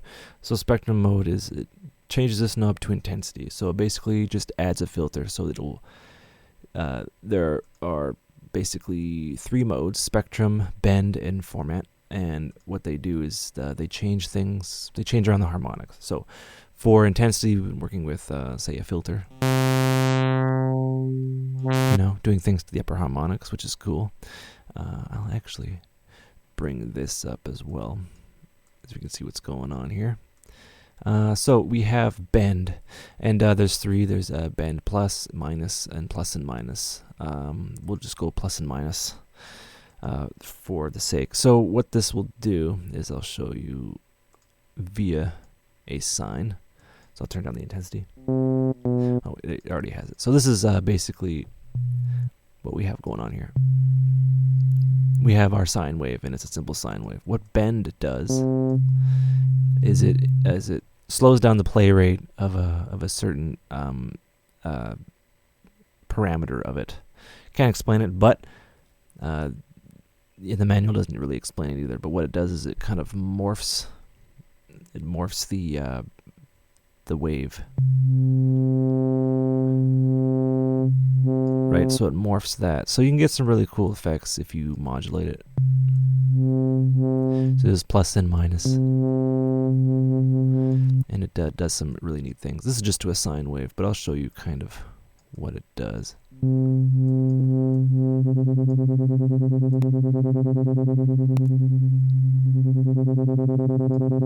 Right, it just bends the waveform. It doesn't shape it like a saturator or sine shaper or triangle wave shaper. It just does, that to it. So I'm gonna go back to my sine. I'm gonna try to explain this. So what format does is it takes the upper harmonics and then transposes them. Basically, it does the same thing that we do with our mouths to speak. So I will show you.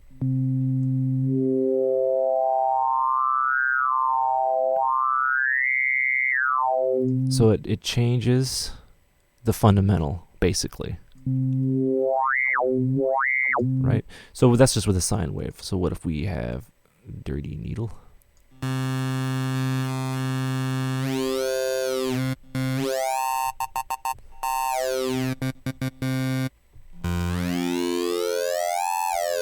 We have a very outer spacey sounds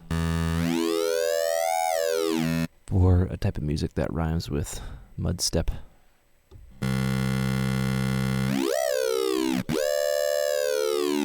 Right, and you can use that with our modulator. So you can combine them to get some really interesting kind of effects. Right, and they work quite well for the oscillators with a lot of rich harmonic content.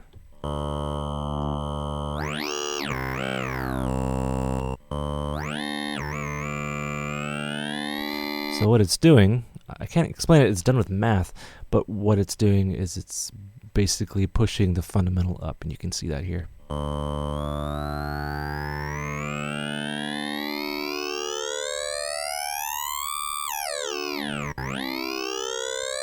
Right? So that's all well and good, and that is, it's just different ways, different flavors. So once again, spectrum is a filter.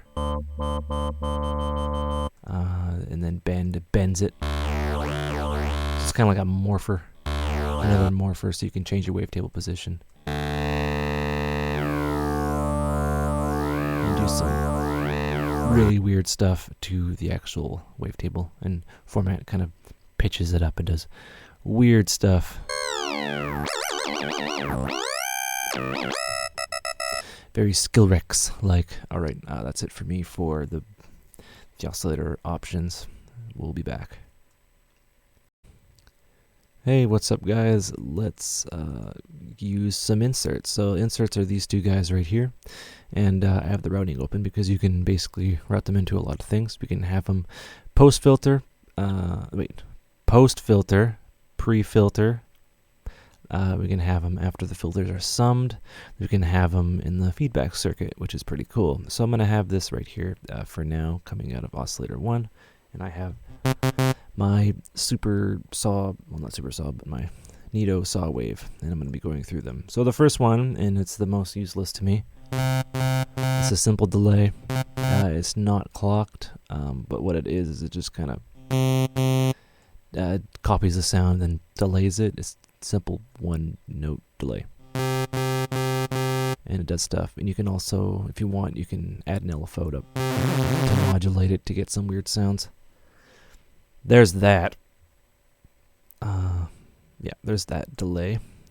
Now we have sample and hold, which is pretty cool. And what it does is you have a, here I'll show you on a sine. So you have a simple sine here. What we can do is we can add little steps.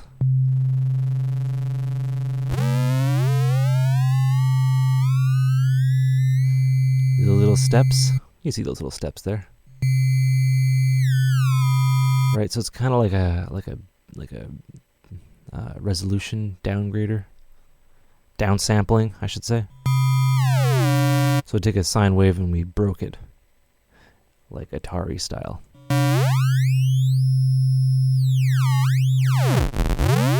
And you can get some really cool sounds with that sample and hold. Always awesome. Bit crush. Downgrades the bit depth, or the bit rate, I should say.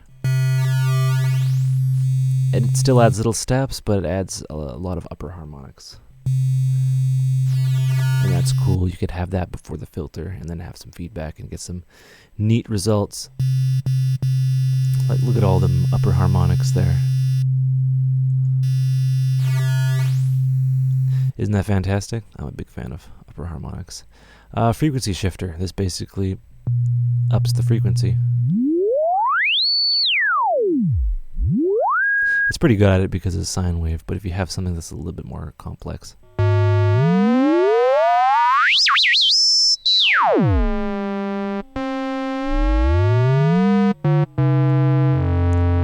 If you mix them in, you get a weird kind of FME result.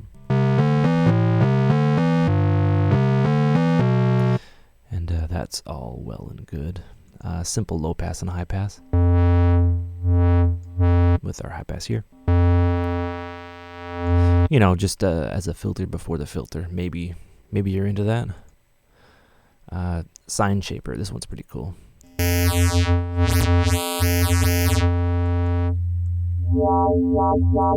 So what this does is it adds a sine. Okay, we have a sine already, but if we add a sine to this,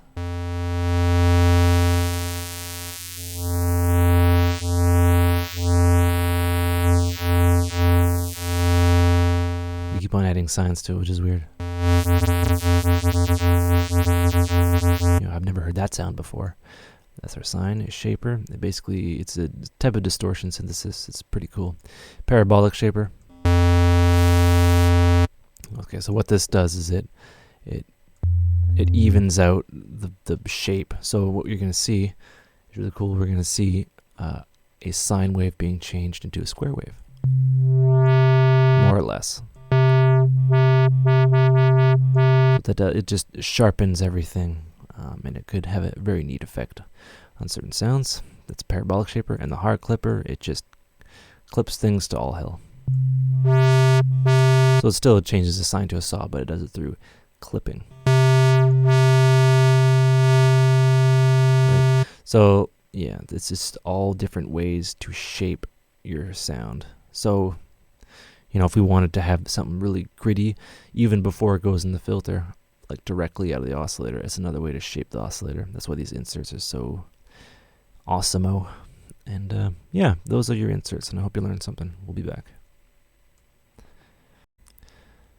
Hey, what's up, guys? We're back, and we're going to be going over the effects section in Massive. In the routing, it's right at the end, unless, of course, you bypass something.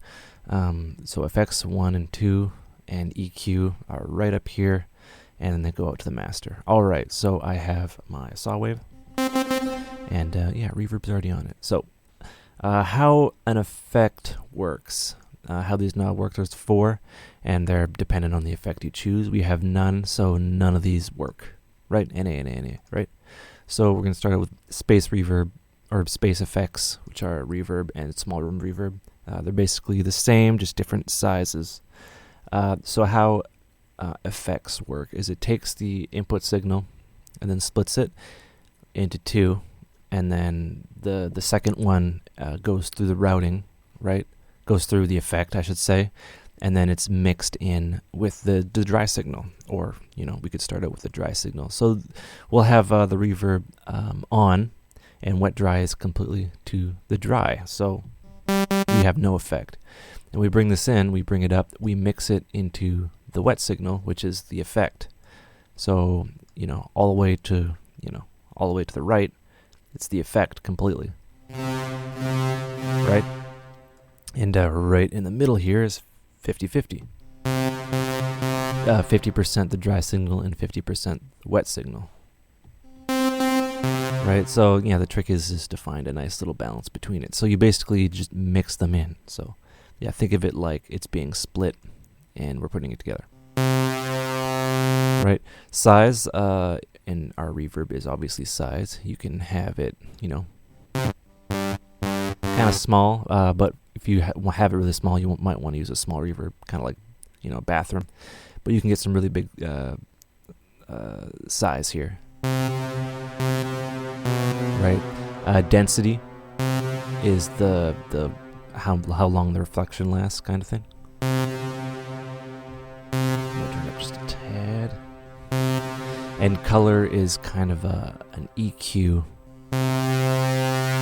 Right, you want the high end reflection, so you have like a really big sound for the color. So let's think of this as like an EQ, and all the way down it's kind of, right, the reverb reflection. Oh, we'll go all wet. Right, kind of, you know, like low passed. And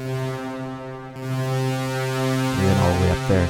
So, you know, instead of having like a super huge size for your reverb, just try to increase the color to bring those reflections back up so you don't like muddy up your mix. So you get like a really cool sound on a simple saw.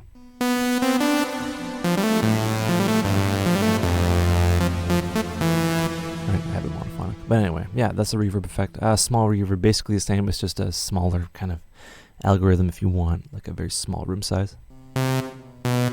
Right?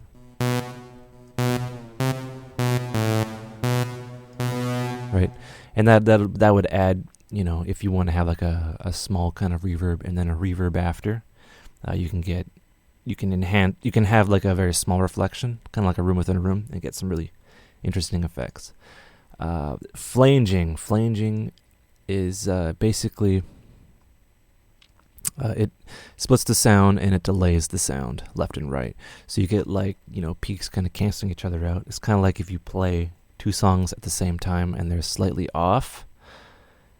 We can maybe do an exercise and try this in a later video. Just remind me. But if you have two songs and you stack them up and you play them at the same time, they'll kind of phase each other out if you move them back and forth. So that's basically what flanging is doing. Oops. So wet dry, obviously wet dry. Right, so the rate is the amount that they're doing this, right? So we'll go feedback. Feedback is the wet, the original sound coming in. It's kind of wet and dry, and feedback is kind of reversed here. You can see it's coming through.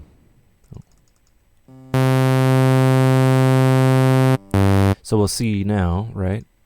Right, this is monophonic. You see one wave, it's green. But when we bring the effect in, we see it's stacked, but the rate is at 0, so it's not moving back and forth. If we increase the rate,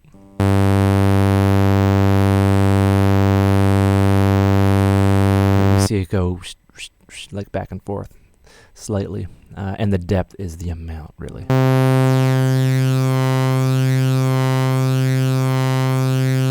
So what does that do? Well, it makes things sound wider, and it's kind of like chorus, and yeah, it's very stereo. If we go, this is a flanger positive. If we go flanger positive mono, it sums it to mono. Right, so this would be good for like evolving pads, especially if you have like the rate lower. Right. So there's positive and negative. I can't explain that, but what I find is it basically does stuff with the phase differently. But positive is more intense, and flanger negative is less intense. Right, we'll go wet. So you'll see that it's not so obnoxious, but then positive is.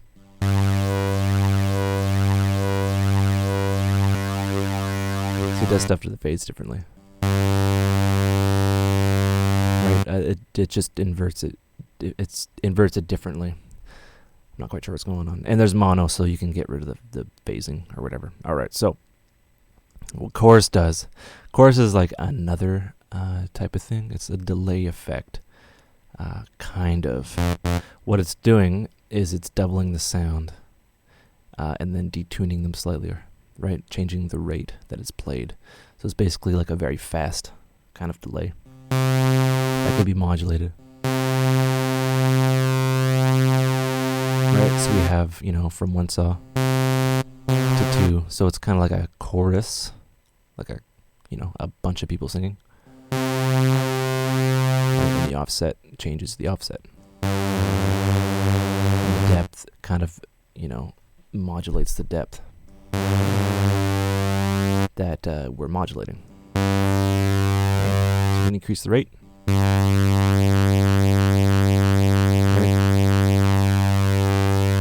So depending on what you're going for, a slow rate. So when you're using effects, you really use them sparingly.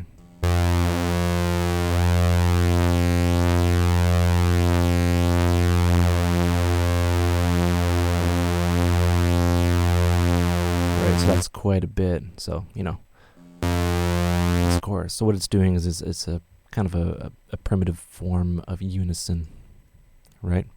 And there's chorus mono, which, puts it back to mono. Sums it to mono. And then there is chorus ensemble. Not sure what that does. Hold on. Yeah, from the manual, this version uses 4 different modulation signals for a very rich and smooth chorus effect. So instead of 2 channels going through, it's 4, allegedly.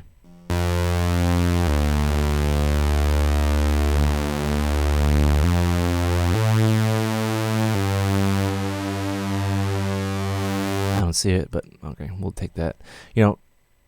All these effects are basically different forms of delay apart from the phaser, which is a bunch of filters on different channels, right? So, which brings us to a phaser. A phaser is kind of different. What it's doing is it's basically a bunch of all-pass filters. You can see the filter there, and you're modulating them.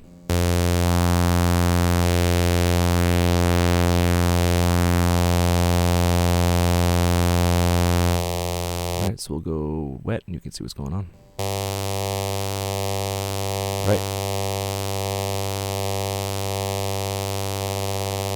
Right, it's so you can get that same effect with a filter. In fact, the older virus, or even the Nord doesn't have effects, but you can still get phasing effects if you modulate a certain filter on here, which I'll show you later, I guess. Yeah, as a phaser, and obviously the phaser mono, it sums it back to mono, right? And then you'd obviously mix it in appropriately.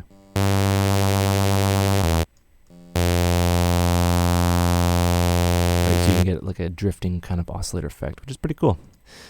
That brings us to our dimension expander. So what this does, there's a reactor ensemble about it. It's basically a combination of delay and chorus, right? So it's a room style reverb with some delay.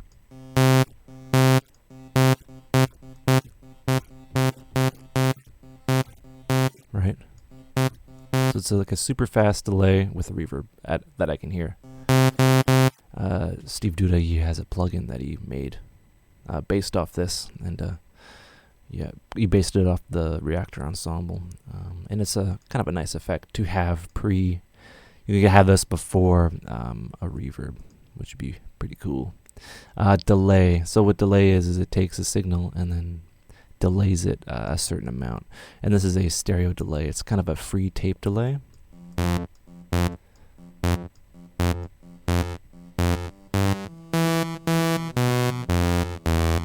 You notice that there's no feedback, there's only damp.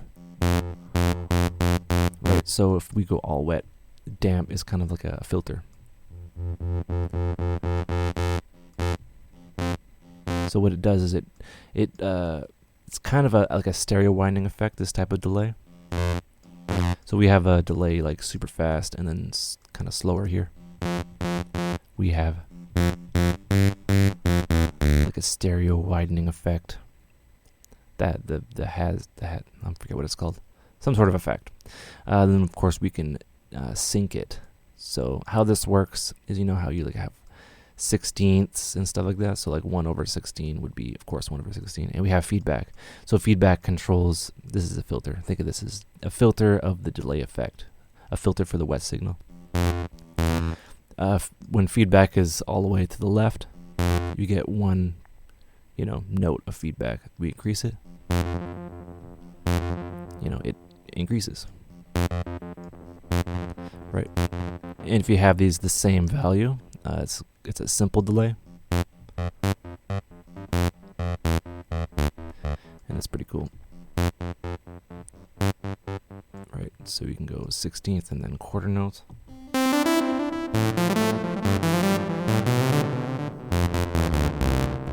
Right, simple delay.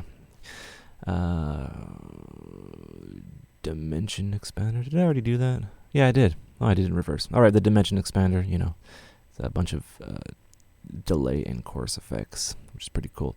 So now we have our tube section. So this is so what this is you have a drive and a wet drive. So a drive and a mix, right? So you can mix the overdriven sound with the dry sound. But what we're going to do is we are going to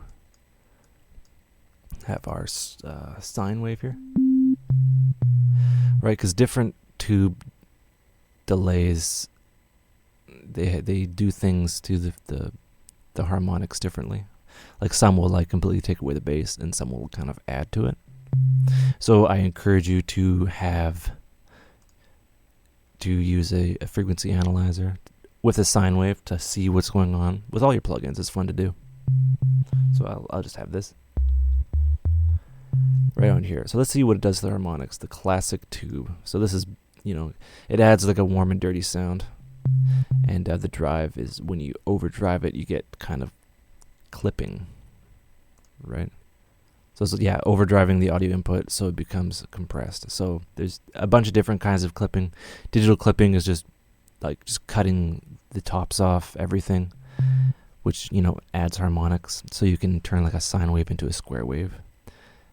But a tube is less reactive. It's not as reactive as that. It won't just cut it off. It'll add certain things. It's not linear. That's why tubes are pretty amazing. Anyway, let's increase the drive of the classic. You see, we're adding harmonics. See, a sine wave, it's boring, right? So I'll turn that off.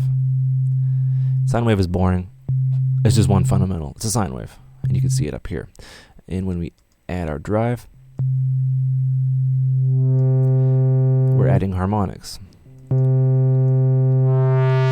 we have effectively turned the sine wave into a square wave.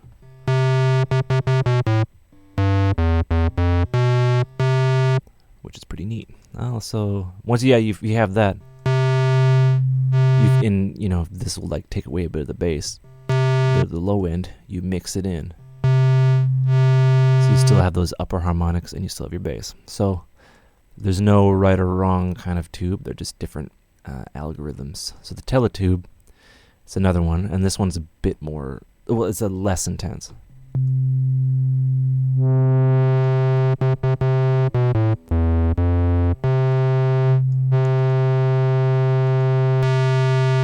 They're different kind of intensities, right?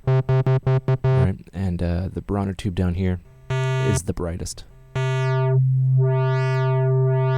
see what it's doing is kind of doing like a wave shaping kind of fold back. So it's not completely clipping the sine. It's kind of folding it back because it doesn't know what else to do. What's the teletube doing? So it does that, but it's not as intense, right? And the classic tube is the most kind of intense one, right? So with that, so why are we using a sine wave? Well, we can see what it does through the harmonics. So if we have something square, well, that we'll pick a saw. A lot of harmonics already there. So what I'll do is is I took a picture of it. So the red one is, you know, what we started out as. Let's see what the tube actually does.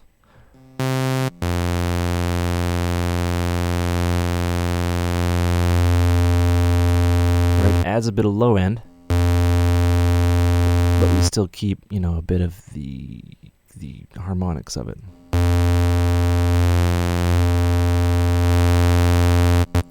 In turn makes it a little bit louder. That probably wasn't the best example. Let's try the Teletubby.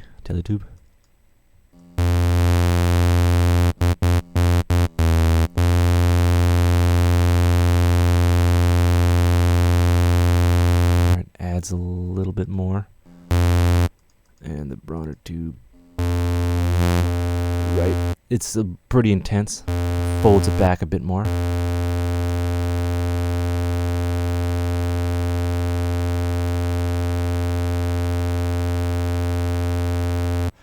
We can see it there, right? So it takes away, but it adds, right? You know what I mean? And it really depends on what you're doing. So of course, if you have like a drive, or if you have like wet dry, you can mix it in. In some tubes, they take away low end, but they almost always add a lot of pleasing upper harmonics, which are awesome. And of course, we have. Let me just get rid of that. Of course, we have our EQ. So it's basically a shelf and a boost-based EQ. So you can. This is a shelf EQ, so it's pretty basic.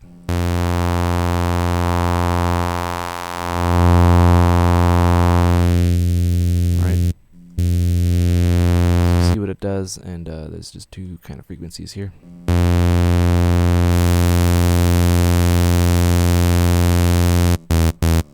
Just to add a bit more bite, and that completely shaped the wave, if that makes any sense. So kind of a powerful EQ. So if you mix and match, so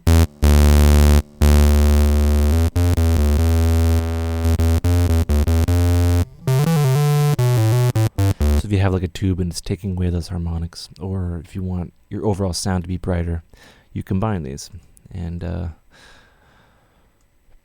pretty much that's what you do.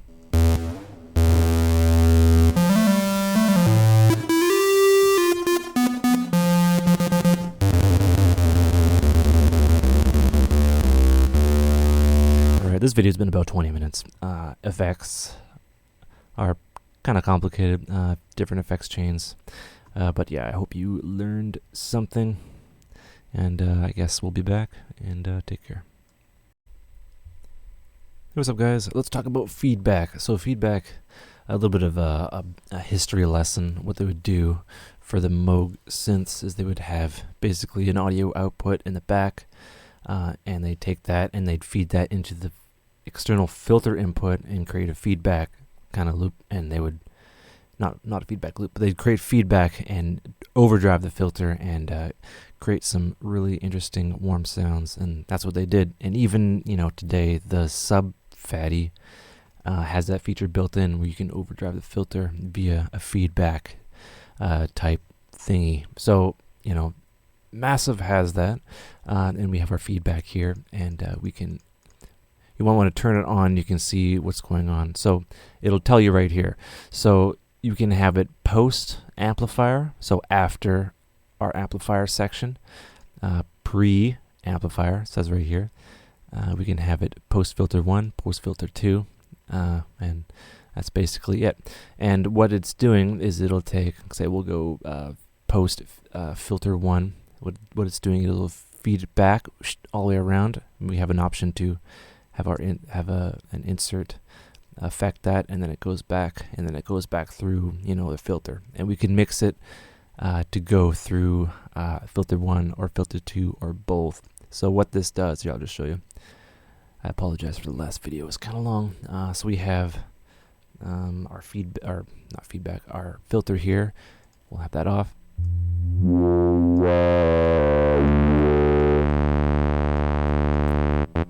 Right, so we have kind of like a stale-ish sound. Now, well, it's not stale, but you know what I mean. Yeah, we'll have it like that, right? So we'll see our wave shape here. And what we'll do is we'll turn on our feedback. So everything that's coming out of filter 1 is going back into filter 1. So we're getting feedback.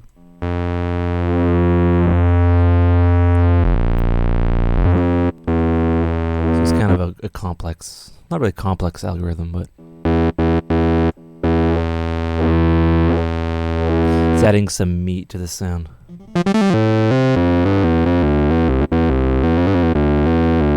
Right, and that's the essence of, you know, the Moog analog sound. It's the feed. It's pumping, you know, more audio than the filter can handle, and that's basically what it's doing. From a simple, you know, square saw, we'll do, you know, full-on square. And we'll turn off, you know, we'll just use a regular filter. We'll add the resonance because that's where it kind of shines. I'll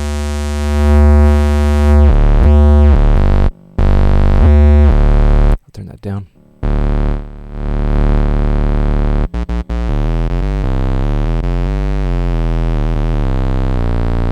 Right, very beefy. But the resonance is not as reactive.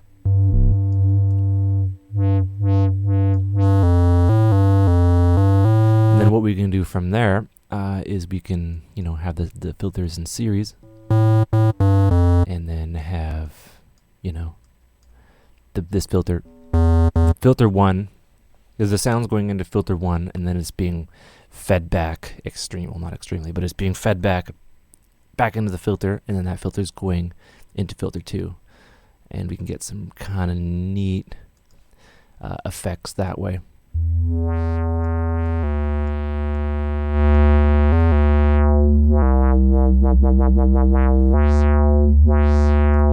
Yeah, or if we want to go crazy, we can take the output of filter 1, split it so it goes into filter 1 and filter 2.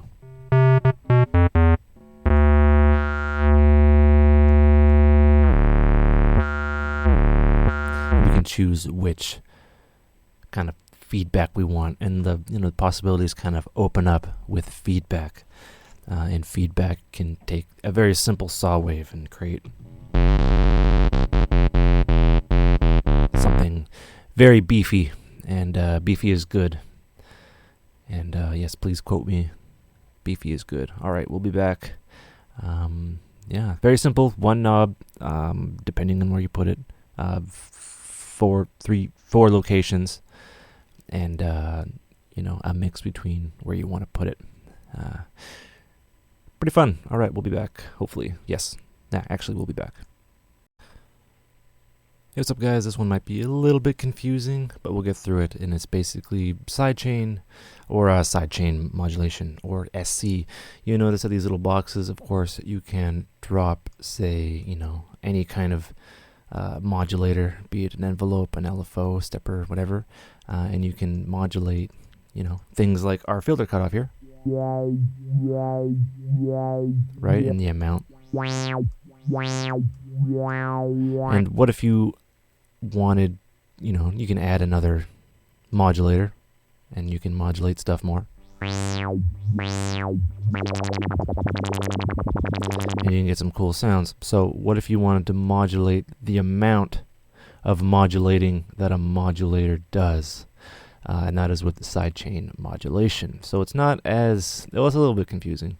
So you have 2 modes, SE on and SE off. And we just dragged in our little macro control, and this will control the amount of that knob here. So we can, you know, if we had this, you know, max value, this would basically control the filter.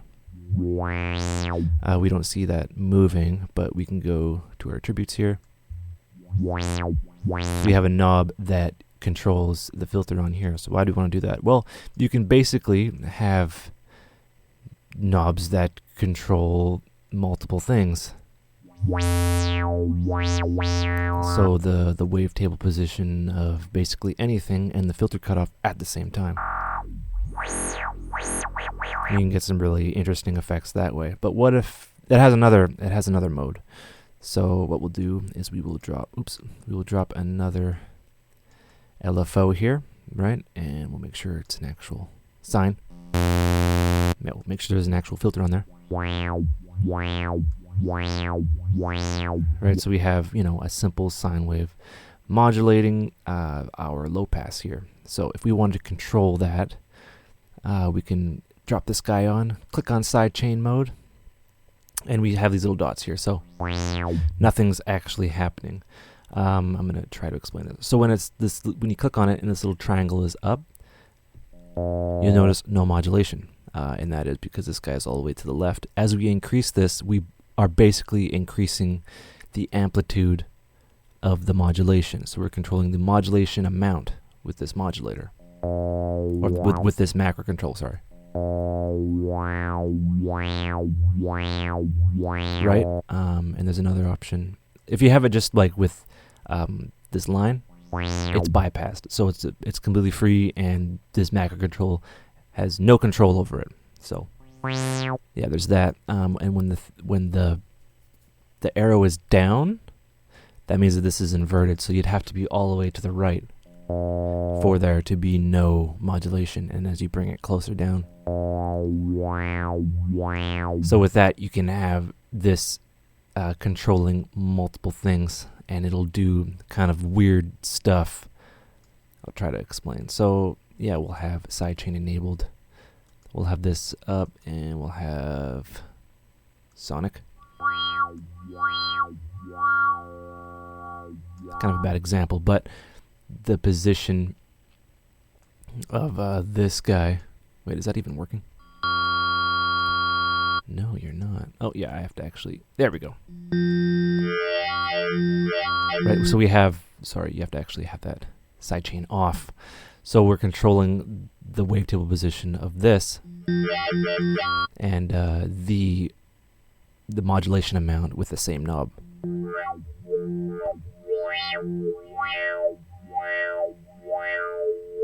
Right. So what we can do with that is we can have, say, multiple modulation sources. And we can get some really complex kind of expressive modulations that way. And that's with our sidechaining. So it basically kind of frees up, it opens up a lot of ways to have modulation and not have modulation, and control it with one knob and have certain amounts, control it with other amounts. So yeah, I will turn that off. So we have this in the plus, this in the minus. So we have different rates at different positions, right?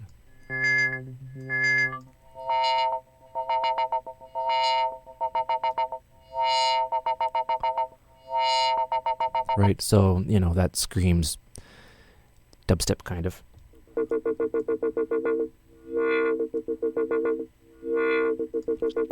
So it's so flexible, we can morph between two LFOs if this is negative and this is positive at different speeds. And we can even have like different shapes if we're crazy.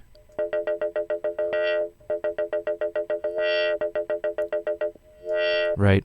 So yeah, I did that video a lot better than I thought I would, and that is basically sidechain modulation, or what that little SC guy means.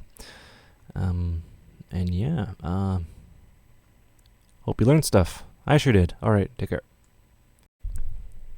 Hey, what's up, guys? I thought it would be, a good idea just to do a refresher, and just to talk about Massive for a little while, and it's a way to, add one more video.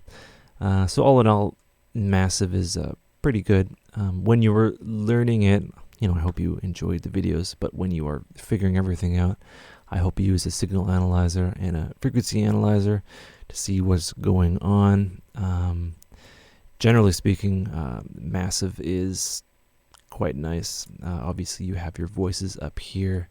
So for modern like VSTs, a voice is simply put, a note. So if you're playing a chord, which is, which would be 3 keys, and you have a long release. If you don't have a long release, you know, you'll see your voices up here. You'll see 3. Right? If you bump up the release, come on, you know, more release, and you do the same thing, you go up to 9 voices because the release is taking up voices, right? It's not like, you know, older synths or even the virus or whatever, or a voice is like a unit of processing. It's not really like one voice would take up, you know, a reverb or a delay unit, or a voice would be, you know, it would take up unison. The Nord in particular, unison does not take up any extra voices, which is pretty badass at the time. But yeah, that's, you know, a refresher on voices, really. I don't think I explained that. Generally speaking, Massive is broken up into parts that will be easily understood when you break them up into parts, right? So you'll notice that this little black border around everything, you have your oscillator, your filter, your amplifier, your effects, your inserts, your macro control, and your main tabs here, and then your modulation tabs here, right? It's all laid out all in one page. Your modulation oscillator, which is kind of an LFO, but it's tuned to which key you're playing, so it has continuity, and you know, it works out via pitch, so you get pitched modulation in the frequency range, white noise feedback. Yeah, so your routing, this is kind of, you know, this is kind of intimidating for the new guy, but all you have to know is by default, oscillator, to filter, to amplifier, to effects, to master, right? And then you can modulate anything that has a little black box. So it's basically, you know, a lot of things. You can even modulate modulation options. So you can have an LFO modulating an attack or modulating the release over a long period of time, so you get more of an evolving kind of texture. The modulation oscillator modulates either in different ways: ring mod, phase mod, which is FM, positional modulation, which modulates the wavetable position, and the filter, right? But it's key dependent, and I can't explain it. But you know, if you have your pitch at an inharmonic and you modulate it, it sounds like blah. It sounds like an LFO. But if it's, you know, in continuity, which is, you know, 0, 12, 24, minus or negative, maybe this make a lot more sense. That's inharmonic. It doesn't sound too good. But when it is harmonic, the ratio of your modulation or your LFO is in continuity with your key, right? So this modulation oscillator is pretty powerful, and it's a basis of FM synthesis, which I completely suck at explaining. So yeah, back to our oscillators. We have how it's set up, and this is kind of difficult to figure out. It's your wavetable position, and this is for a lot of them, like the traditional ones, square saw. It's like, okay, square saw. So you have a all the way counterclockwise, or all the way to the left, I should say, is you have a square, and all the way to the right, you have a saw, right? So you morph between them. And you can see that here, and that's a pretty good way to go about it. For the wavetable oscillators, there's multiple wavetables, and you morph between them. It's a little bit more complex. Right, and you know, it's how you get like unique timbres, and you can even modulate the wavetable position, or you know, with our dependent modulation oscillator, having it in continuity with the modulation of the key. If that makes any sense. And yeah, there's a lot of different wavetables. This, you know, it wavetables basically. Here's a good example. Right, we have an acid wavetable, and like, okay, Well, what does that mean? Well, it's the same as having this, and I'll just move this to filter 2. Come on. And it's the same as having a low pass with a lot of resonance. More or less, you can see it here.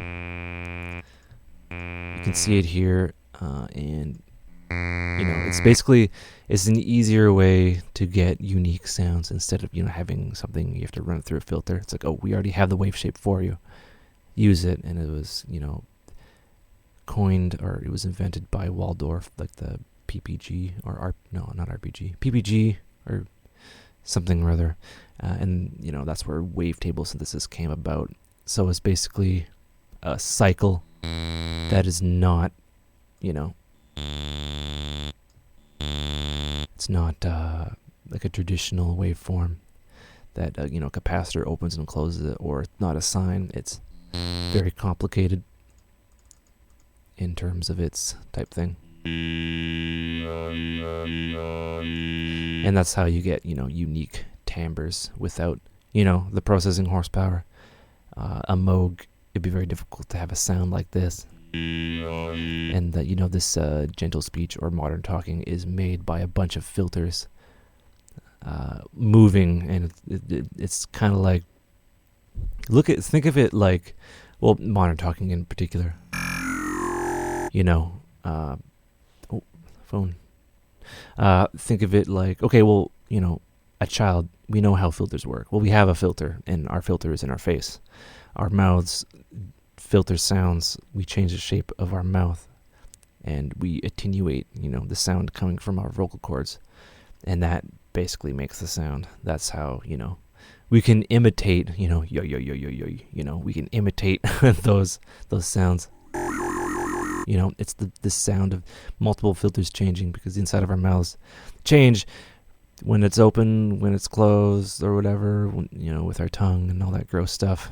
And the pitch of our voice is changed with that. So, you know, yeah, off on a tangent. That's a wavetable, and that's basically filtering.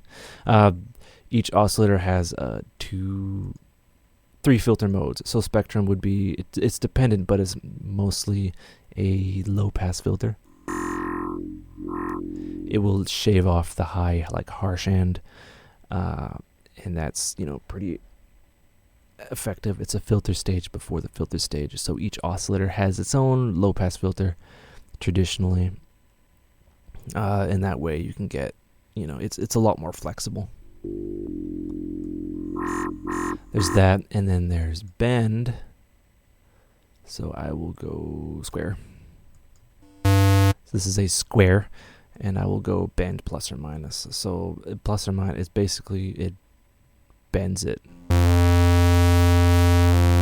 Or actually, I'll do a sine, and I'll do bend positive. I believe positive, it bends the positive portion. So it's positive and negative. It bends it, and you can get a unique timbre, right? So that's a very interesting sound. We can bend it the other way. Bend the lower amount. I bet someone could explain it way better than me, and that is bend. Format, this is a little bit confusing. I've come across format oscillators on the virus, and what this does is it pitches the harmonics over using complex math, as far as I know. So this is none.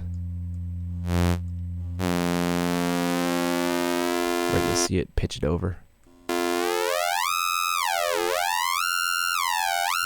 So you'll see for spectrum, right? We have a lot of harmonics there. You know, we have our upper harmonics, and what the format does is it kind of pitches it over,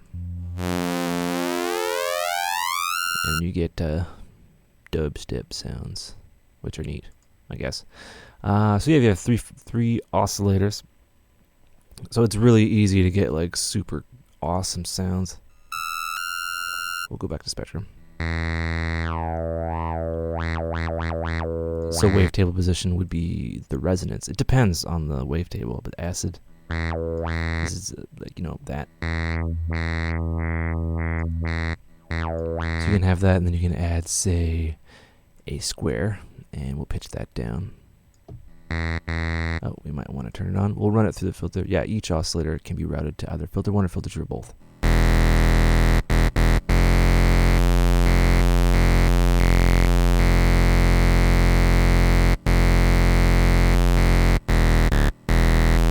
Right, which brings me to our oscillator tab, and we can restart each oscillator. So what if I want them to not be stacked? I want to offset oscillator 1.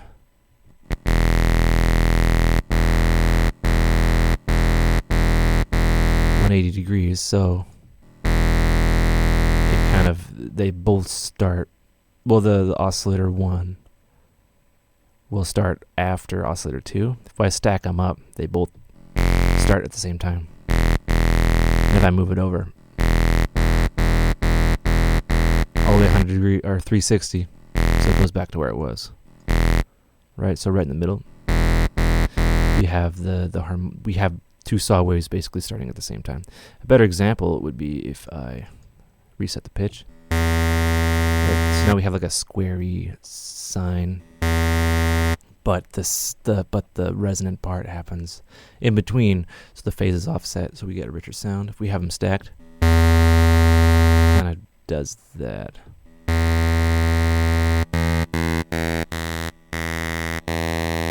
So it's kind of like pulse width modulation, or no, it's adjusting the pulse width, but with, you know, we're syncing each oscillator, you know, side by side, which is neat. Yeah, again, we can route these, so we can have, you know, oscillator 1 go into filter 1, oscillator 2 go into filter 2, and we can do some cool stuff, further shaping and refining. It could be anything, modulation. Yeah, we can do stuff like this. You can pitch it down to add more grit. You know, it does, you know, cool stuff even to sine waves.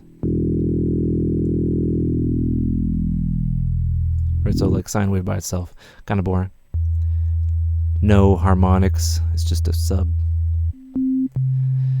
But with our modulation.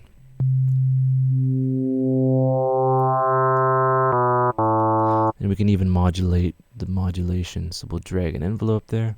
Oh, the other way.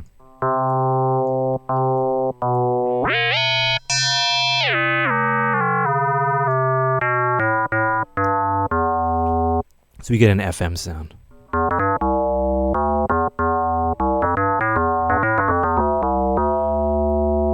We can have that. We can add another one.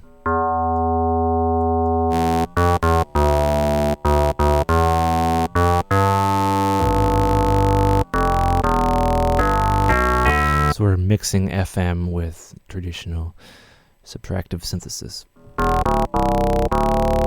Which brings me to noise. Now, noise is pretty cool. I like the noise on the. It's a lot. It's not just simple, you know, white noise and color. So yeah, well, that's pretty digital sounding. But the color is kind of like a low pass. You can make it less or more intense. One of my favorite is the metallic. It sounds like a cymbal. And we can treat it as such, so we can have that map to the amplifier, this envelope map to the amplifier, and we can synthesize drums, or no, percussion-y instruments.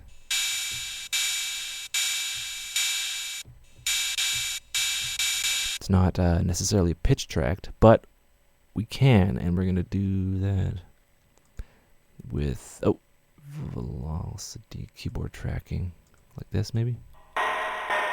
Right, so we have our key tracking here, which is this. It's very linear. So as we move up the keys, the color opens. So in fact, we can kind of key track our noise. Maybe not that intense.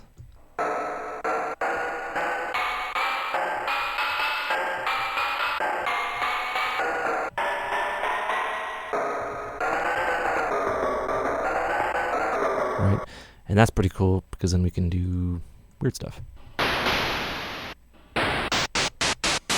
So for, say if we have like a lead and we have our white noise and we want our white noise to be a little bit more intense on the higher frequencies, but not so much on the lower, we would have it kind of like this.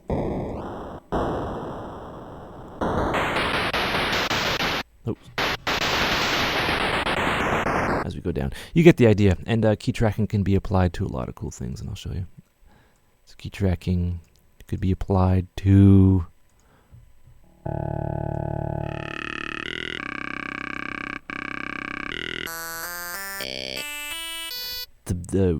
it can be applied to the wavetable position.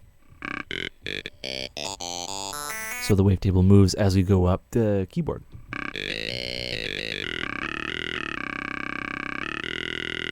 And we can have that, and then we can do that.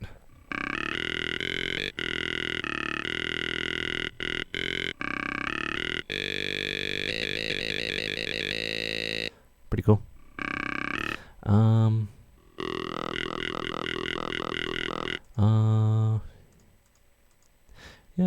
Generally the filters are pretty cool, and the filters can act in parallel or series, and I suggest you watch that video because I explain it. Parallel and series. Series would be one after another, so usually, filter 1 will go into filter 2, so you can have filter 1 doing something and then filter 2 attenuating it a bit more, so you can have a very hard kind of filter with resonance, and then you can attenuate the filter, that previous filter, with a low pass filter to clean it up. So we have that. They are in series now, and I want them both to be on, and I want only the output of filter 2 to go out, or else it completely, makes series pointless. So we'll go scream.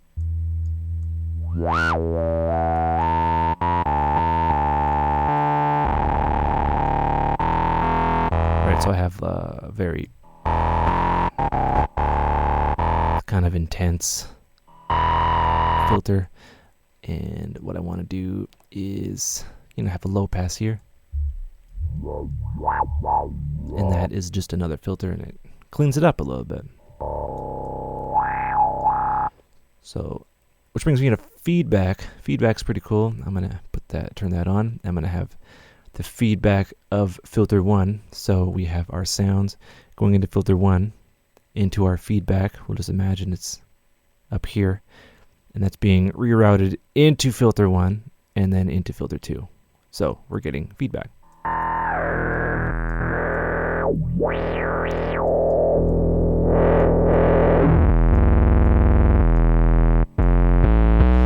A very fat sound. So yeah, with that, we've taken a lot of harmonics out just because the feedback is so feedbacky. I'm going to modulate the cutoff. I'm actually going to change this to one voice, so I can only play one voice at a time.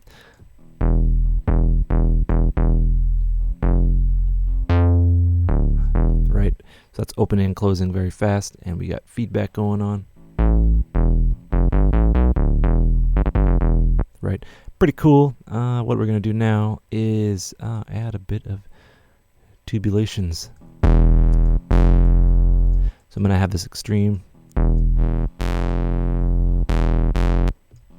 So we have a bit of we have a changing into more of a square wave. So it's being intense for just a split second. So I'll mix the two in with wet dry.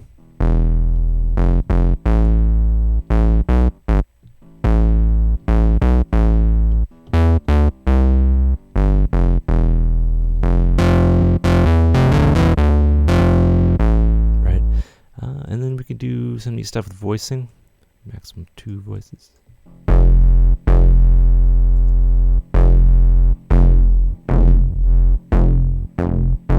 Actually, we'll do pan position.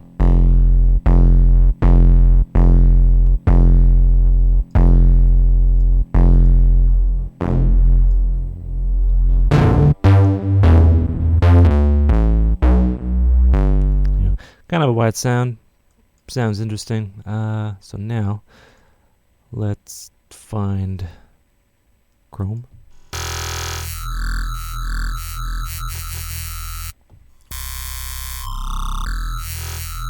Let's find a good one.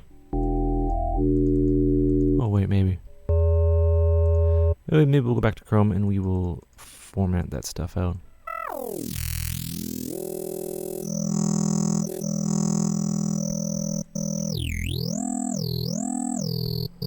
Alright, so I want to modulate that, why not?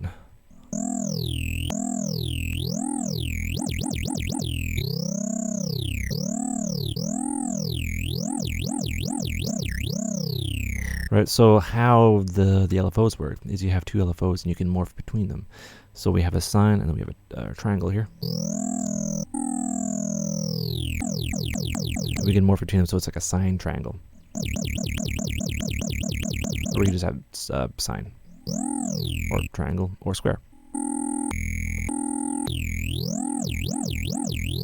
So what I want to do is I want to have our internal envelope, and I don't want the rate. Yeah, I don't want the amplifier to be prominent. Oh, other way, probably.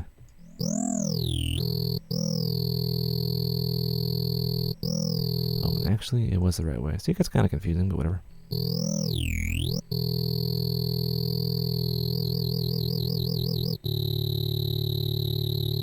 So the LFO rate doesn't start right away. It starts at 0 and then slowly climbs up the amplifier, and this is basically the amount of the modulation we're doing.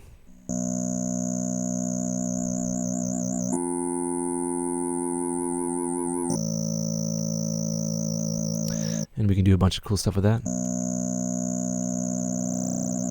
Like make it faster. We can also modulate the wavetable position.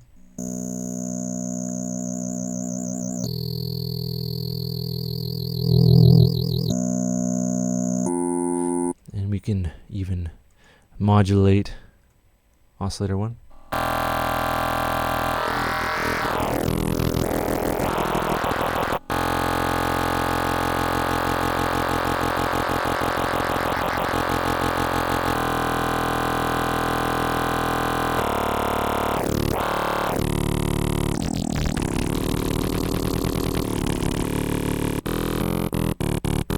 So if you have like this, that doesn't sound too neat. A bit of phase modulation can add a bit of meat to it. Right, and with the feedback. Right, no filter or anything. And then we can add, you know, classic tube, but slightly. So look at what it does to the wave shape. It just kind of folds it back. It takes all those peaks and just kind of levels them out, which is what clipping does.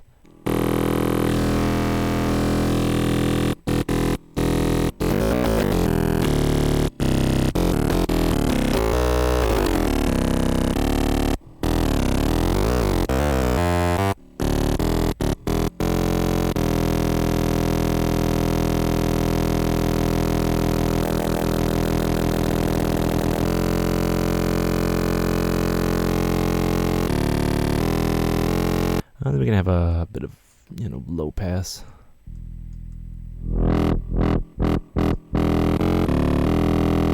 And have this attached to an envelope.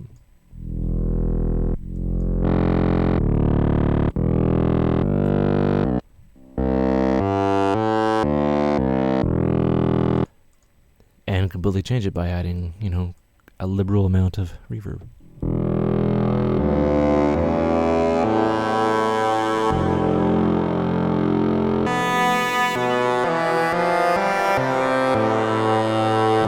Kind of sounds like, you know, a brass instrument, which is cool. Yeah, routing, voicing. Yeah, I explained that one. Yeah, generally it's pretty nice. Again, you can modulate basically anything, including the pan.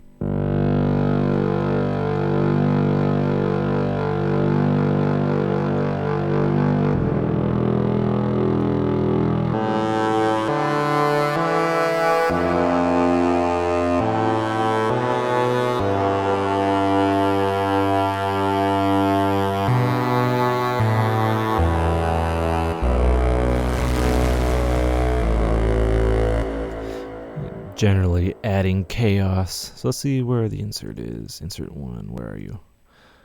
Say if I want the insert 1 to be in the feedback chain. So feedback into, yeah, so insert 1. So let's see what I can do here with that. I can clip it before the feedback, so that kind of prevents it from going crazy.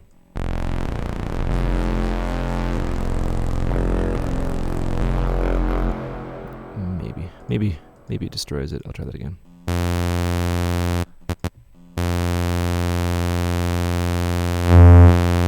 So let's see what that does. I want to turn it on.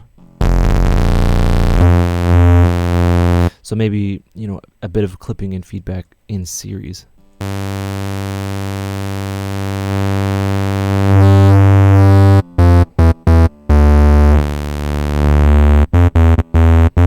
Could, you know, make a neat little effect. We can also shape it.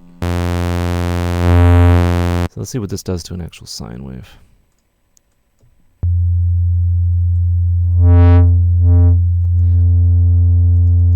Oh golly, it shapes it. And does some cool stuff. And yeah, you can put a low pass or a high pass filter before the feedback to add a bit of cool crunch.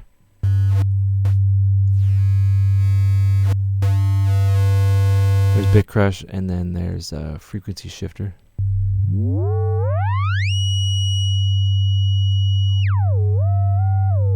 Which adds like it could add, you know, an upper harmonic if you wet dry it. Which is pretty neat. Sample and hold, that is a resolution, D resolution.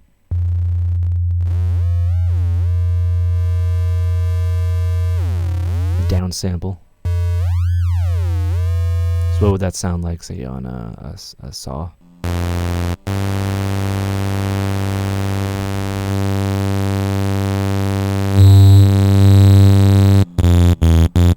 Right. Could add a bit of neatness. So delay synced.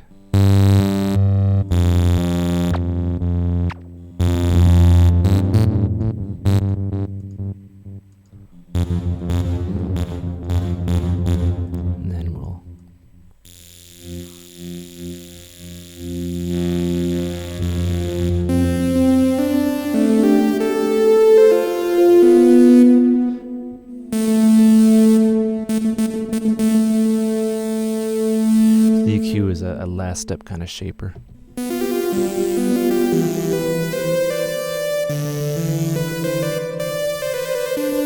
All right, well, that's been about a half an hour.